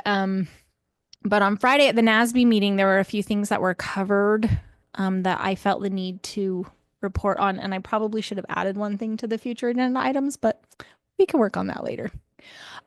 So the recommendation from NASB that came from the state was that every school board needs to have an AI general policy moving forward. So that was a highly recommended thing that needs to happen. And then the upcoming events for NASB are on March 5th, Day with the Legislature. We talked a little bit about the legislature and what's coming up. You can, as anyone can, You can register for an account on Nellis. It's Nelis, and it's a website from the state that will notify you of bills that are upcoming for education, for just about anything. And anybody can have an account. It's free. And I went on and signed up. It was easy. And when legislation starts up, I will get notified. It will be great. I hope. My phone will probably go crazy. Following that day with the legislature, which if you want to attend, you need to let Rick Harris or Annie know so she can let him. They do need your home address because they would like, for a day with the legislature, they would like to pair you with the legislature assemblymen from your area. So, following May 5th, March 6th, March 6th, not May. March 6th is the third installment of professional development in Carson City. And so hopefully we will all be able to attend again. It's been good so far. And then on April 4th through the 6th, Catherine and I will be going to the NSBA conference in Atlanta, Georgia, and getting information from at the national level. So I look forward to doing that. The only other committee that I attended, because we're just getting ready to start all these committees, was the DCAA meeting, which was yesterday, it was kind of cool to sit and listen. I just sat and listened. But so I think that is it. And now we will move into Mr. Alvarado's report. Thank you, President Wagstaff. So to start off my report, I'd like to acknowledge the donations that the district has received. So Terry Taylor donated $1,500 to the DHS Forensic Program. Very generous donation. Rick and Patricia Smith donated $100 to the DHS Skills USA program. The Angel Lunch Program received $760 through an anonymous donation. Cheryl and Mark Blomstrom donated $500. Bob and Cy Haynes donated $100. Natalie Casares donated $50. Brianne Madsen and William Wertenen donated $200. Douglas County Backpack Buddies Program donated $1,000. David Rogers donated $100. Leslie Bianchi donated $1,000. Marie Lukenberry donated $1,000. Helen Johnson donated $500. Kelly Bruskotter, I hope I said that correctly, donated $40. And then there was also one additional donation that we will add after tonight's meeting from Zephyr Cove Elementary School. I think it was around $250. Zephyr Cove Parents Club. Parents Club, was it $250? Yes. Yeah, a lot of donations. So I want to thank the community members that are donating to the school programs. We will put this money to good use and make sure that it impacts students. Mr. Alvarado, was that all donations for the Angel Food Program? You know, the donations at the bottom, I'd have to have Miss Lopez clarify. Yeah. Okay. Yep. Yeah. Mr. Alvarado, if someone wants to donate to the Angel Lunch Program, how would they do so? Yeah, we are working out we're working out a web page for donations on our district website. We anticipate that'll be completed within the next month to 2 months. But for now, they can write a check to the district school nutrition program and send it to the superintendent office, and we will make sure that it gets to Jordy, our director of school nutrition. Ender. You can also make the donation in cash and just drop it off at a school. You can also do that too. Yeah. So offices will route that. The superintendent's office will route it. Yeah, we appreciate every dollar because that's going to help feed kids. I want to acknowledge an enrollment report that was in the consent items. You will see Douglas High School had a drop. It shows 8 students, but there's actually quite a few more that dropped. And so we have a total of 13 students who are no longer attending there from December to January. I have some data to share with the board. So one of those students transferred to alt ed, 3 to other Nevada school districts, Washoe, Lyon, and Elko, 1 to private school, 1 to out of state enrollment, 2 to out of the country enrollment, and 5 withdrawals. Out of those 5 withdrawals, 2 are intending to homeschool, 1 waiting for records request from another state, 1 it looks like the parent withdrew the child to take the HiSET exam, and then 1 is an 18-year-old who withdrew themselves. So that'll give you an explanation of the 13 student drop. I also want to acknowledge the hard work that the trustees have been putting in. It was great to see the interaction by all of you at this last Saturday's NASB meeting. You learned a lot. It was nice to observe you. I was kind of a fly on the wall, and I told you that I wouldn't do a lot of talking. This is your chance to develop relationships. It was nice to see you receive the content about SMART goals, developing district goals, tying those goals to the superintendent evaluation. That's all important work for the district. And I know that's all work that you'll focus on for years to come. And it'll really set the direction for the district and making sure that we're addressing a student achievement. I had the opportunity to go to the girls basketball game yesterday against Carson, one of the big rivals. They won the game by 12. It was a very close game in the first half, and I can tell you my experience with Douglas County athletics, the school spirit is unmatched. These kids are rowdy. They have a good time. They're civil and respectful, which goes a long way with the sportsmanship. And man, can our athletes compete. They are scrappy on the field. They're on the court, and it's nice to see our kids work hard. So that was fun. Unfortunately, I wasn't able to stay for the boys' game, but I did hear that there was a running clock in the third quarter, and ultimately they did win. I had the opportunity to go to Dream It presentations, and so Miss Lamb and Miss Dedman did a fantastic job. Students, integrated speaking, writing, presenting skills, and they had these presentations on how to enhance Douglas High School and make it a more inviting place, a more welcoming place. And yeah, there's so many innovative ideas, from having a thrift shop to adding microwaves to our lunchroom so people can bring food from home and warm that up, to upgrading the hallways with new paint and design. It was nice to see that happen. And I really see that as an avenue to capture student voice. And so I was just happy to be a judge on that panel. So thank you, Ms. Lamb, and thank you, Ms. Dedman, for including me in that process. An update on the call survey. So all surveys have been completed at our school sites. We do have professional development by WestEd later this month. They'll come in and provide PD for our administrators on how to go through protocols to review that data, and then the next steps for implementing distributive leadership at their school sites. And eventually we will be assembling a strategic plan committee. So we've reached out to past committee members to gauge their interest in remaining on that committee. And then we're emailing out to that already went out to our principals to get 2 to 3 parent names, 2 to 3 teacher names. So that way we can reassemble a committee and consider amending the current strategic plan to add 2 goal areas. Eventually that will be an item for the board to consider. I will invite up to 3 board members to participate on that process. So if you're interested, let me know.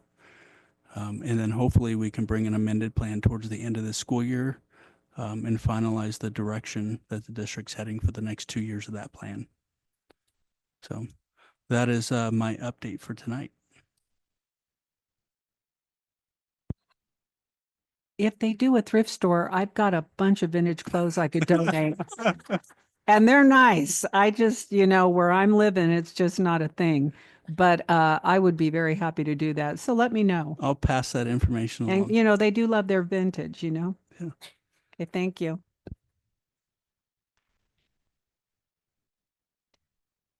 Anything else?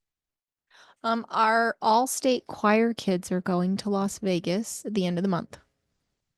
So, yeah. Mr. Alvarado and I are taking that trip with them.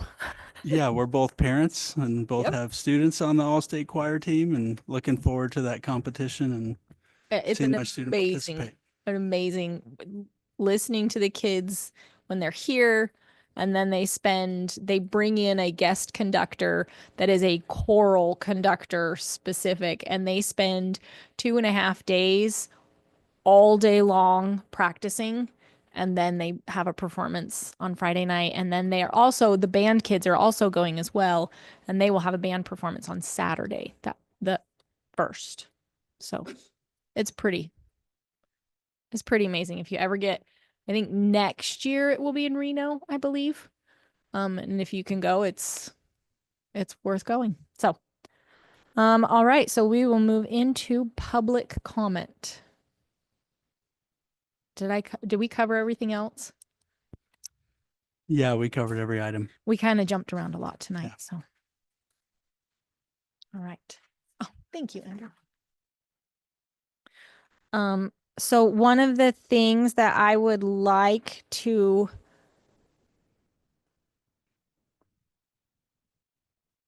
I'll wait till he's done. Sorry. As we take public comment at the end of the meeting, I would like to have you maybe jot down any concerns that parents may have so that we can possibly address them outside of the meeting. So, Will do. all right. Thank you. All right. Mr. Swisher.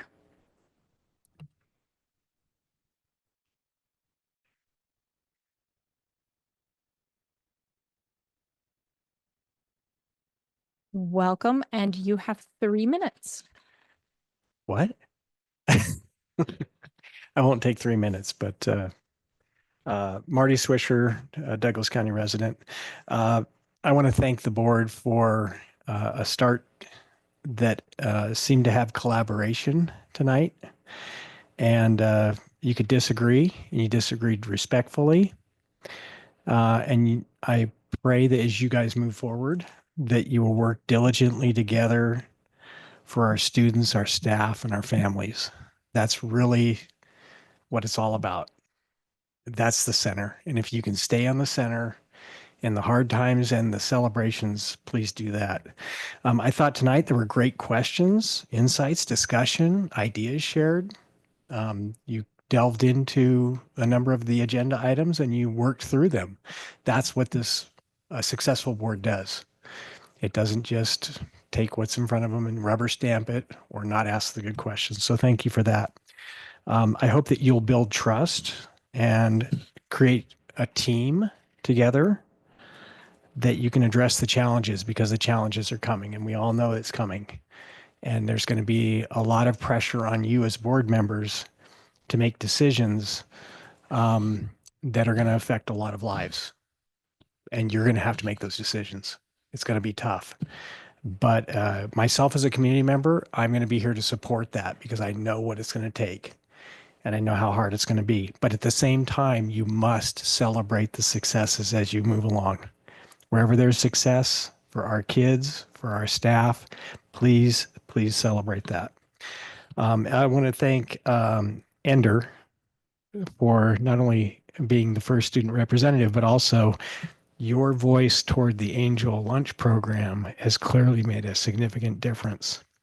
And having been at a school site, well, a number of school sites, but at 2 school sites where I had kids that didn't have lunch and they didn't fill out the form to get free lunch, to be able to walk them over and say, we're going to get you lunch and know that that money's there is a huge thing. To Mr. Burns, tonight I saw a clear effort for you to seek common ground and to collaborate with this group, and I appreciate that. That's noted, and I appreciate that. And then to Mrs. Wagstaff, or President Wagstaff, I thought you did a very nice job tonight running the meeting, so thank you for that. The future's in your hands for this school district. I know that the site folks and the daily activities and the district level leadership is super, super important, but your role is critical. You guide and drive the district in the direction that we need to go. And I know that it's going to be positive if you guys work together. So thank you. Thank you very much. Casey Rogers. Thank you. You have 3 minutes. Casey Rogers, for the record. I find it kind of curious that no real questions were asked of the legal counsel tonight. Instantly, you guys hired him. Instantly, as if you had already made up your mind. That's what it showed. It's like you already had the idea that you were going to take that person. Isn't that kind of what happened last time with Joey Gilbert? And these guys were berated for that. I find it kind of funny that none of you asked about his ideas when it comes to the next scamdemic or anything that's really important. Do you guys not understand what happened in 2020 through to now? It's coming in hot, the next one. There's the bird flu out there, right? Which brings me to my second point. What have you guys done to figure out what you're going to do for our students if it does happen again? I've heard nothing in any of these meetings about it happening. What your plan is? Are you going to do the same poop show as last time? Did you learn anything from the last one? The other thing is the agenda, the 3 minutes that we're allowed. Usually you have public comment in the beginning, and usually you have public comment in the end, and after every agenda item. I'm still confused. Are we getting 3 minutes at the beginning and the end, and then after every agenda item like it was originally? I'm not clear on that. Wagstaff, you had many questions tonight. You just started. But you will get no grace, as no grace was offered to these guys as they went through their little process. So please get it together. It shows that some training has already happened, and it really sucks for these ones that didn't get that before because they were berated and berated and berated by your little group, and they didn't get any grace. And this whole time you guys have stomped on them. Now, I don't expect to stomp on each of you because right now you're doing a really great job for just being newbies, right? It's first time. You deserve grace. That's all I have to say. Thank you, Ms. Rogers. Do we have any public comment online? Okay.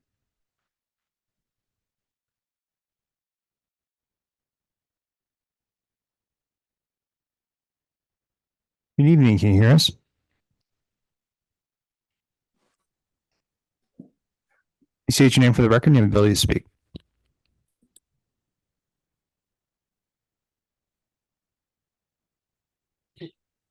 Leslie? Oh, I'm sorry. Yeah, you're good. Oh, thank you. Okay. I just want to welcome the new board members. You're a breath of fresh air, and thank you so much for stepping up to the plate. I just wanted to bring something up. At the beginning of the meeting, we couldn't hear anything, hardly at all. When the gentleman that you hired for the new attorney couldn't hear one thing he said. And unfortunately, some people I know, because we've been in contact with each other on the phone, left the meeting. I immediately rose my hand, which I left up for an hour and a half, and then it was never addressed. I tried to do it on chat, and that was closed down. I would suggest maybe that you allow a few minutes, 10 minutes, whatever, in the chat at the next board meetings in case this issue happens again, because you lost viewership tonight. And I almost turned it off too. And I was texting other people that were there, but of course their phones were off, so they didn't know. So I really think that needs to be addressed. And then Mr. Alvarado, I'd like you to thank Nikki Kurth. She donated a Subaru Outback 2 months ago, and her name was on the list of thanking, on the program, but you never did say her name, and she donated to the school a Subaru Outback.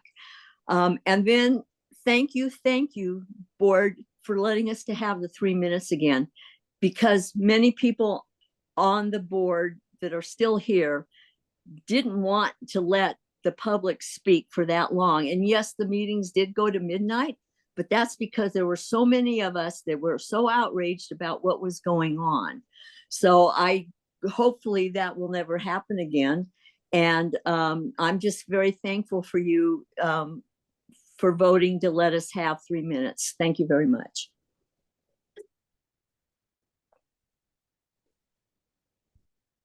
Is that all online or is there one more?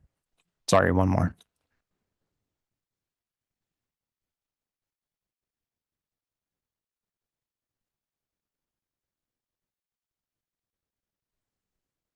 Evening. Please state your name for the record and you have the ability to speak. Thank you. Hello, everyone. This is Mina Dedman for the record, government teacher at Douglas High School. And I just have a couple comments. First of all, sorry I cannot be there in person. My schedule makes it a little bit tricky, but I do my best to hang on every word. First of all, I was impressed, Trustee Zinke, with the questions that you asked tonight. I think you bring a lot of wisdom and curiosity, and I just like the level of conversation that I got to hear this evening. So thank you so much for including that with a specific discussion around the nature of the agenda items regarding the 3 minutes of speaking, as well as the calendar. I learned a lot, so thank you. Mr. Alvarado, thanks for the shout out. I'm incredibly proud of the leadership students that Karen Lamb and I get to shepherd through, and their projects were impressive. So thanks so much for giving so much of your time. And Ms. Dickerson, I will pass the message along about the vintage clothing donation. That project is really, really curious and cool, and we'd like to see that take off in the spring. So thank you for that. And finally, and in my heart, perhaps most importantly, thank you, Ender. I'm so proud of you. You work so diligently to represent so many positive groups and so many of your peers from Douglas and beyond in the district as a whole. And you've been such a hardworking example and really set the tone for what a student representative can be. Just thank you for being brave enough to try this, for giving your time, and good luck on your finals tomorrow. I'm real proud of you. Thanks, everyone.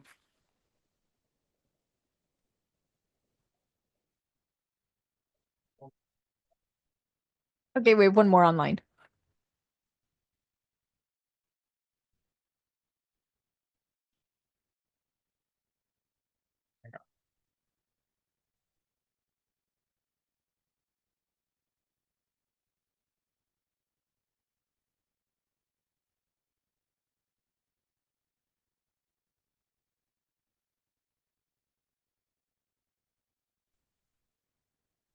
Evening. Please state your name for the record and the ability to speak.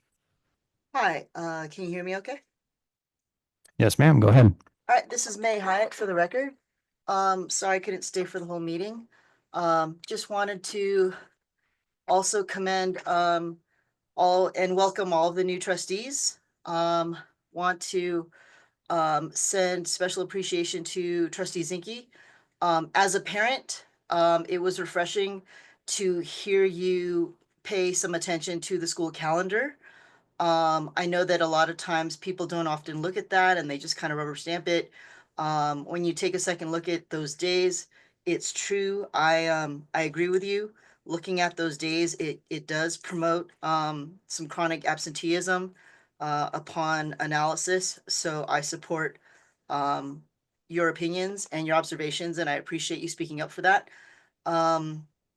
I do want to also commend Ender Dempsey. The fact that dollar bills are rolling into the district to support hungry children and children who can't always get breakfast or lunch at schools out of their own pockets because families are having a hard time. I think it speaks volumes that you are a voice for our district and our community. So thank you for all of your hard work. I'd like to welcome Trustees Miller and Knighting as well. I supported you, and I am really happy that we have parents on the board who have some insight into what's going on in our district. And just sitting there for the first 2.5 hours this evening, the vibe was very different, very refreshing. And I look forward to a great year. You have my support. Thank you so much.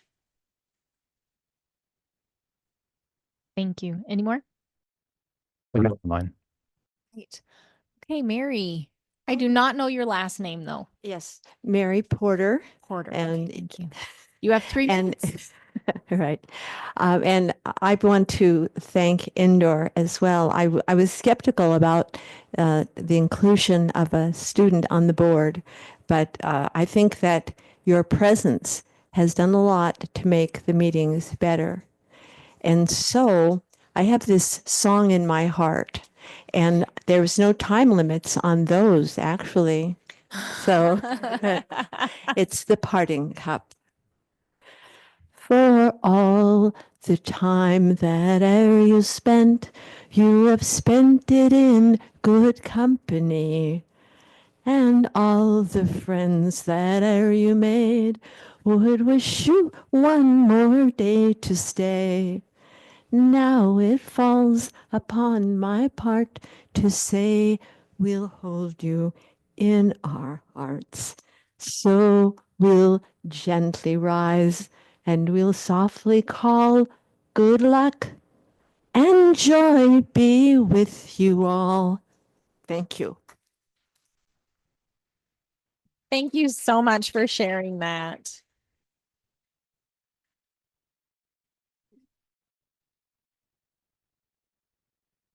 Laura Cadeau, welcome, and 3 minutes. Thank you. Laura, excuse me, Laura Cadeau for the record. I just want to say that I spoke at the first half of the meeting and stated I was confused about how we ended up with the attorney, and just want to point out that I felt heard because you immediately asked the superintendent to explain how the selection was made. I feel more confident in the final decision and just want to thank this board for listening to me. That is all I've ever wanted for the last 2 years. And honestly, I know I'm not the only one who wasn't feeling heard. So I hope you continue listening. I appreciate the superintendent being assigned to write down our suggestions so that you can address it, whether here or outside. We want to make a better difference in this community. That is why we come. Thank you. Thank you very much. Oh, Adrian. All right. You have 3 minutes. Thank you. Adrian Sawyer for the record. Welcome all new trustees. Mr. Zinke, I really appreciated your comments as a parent and now as a trustee. It was a great insight. You asked exactly the questions I would have asked, so thank you. Been writing down things for later. There's still the issue with Douglas County High School, the portable buildings not being fenced. I would just like that still on the radar. It makes me very nervous that the rest of it is fenced and the portable buildings are not. But anyway, the other thing is I feel like this year is going to be rough. There's going to be some serious decisions that this board is going to have to make that not everybody's going to be happy about. But the key is to be transparent and to be open and honest with the public about why you're making the decisions that you're making. And that's all we've ever wanted, was just to be a part of the decision and to understand why you're making these decisions, not just be, this is it, blah. So just be transparent in your decisions. And I really appreciate it. Thank you. Thank you very much. Do we have any further public comment? We're good? Okay. I thought you were We got mine. Sorry. here.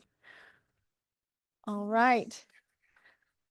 We don't have to have a motion to adjourn. You just say adjourn. All right. Meeting is adjourned.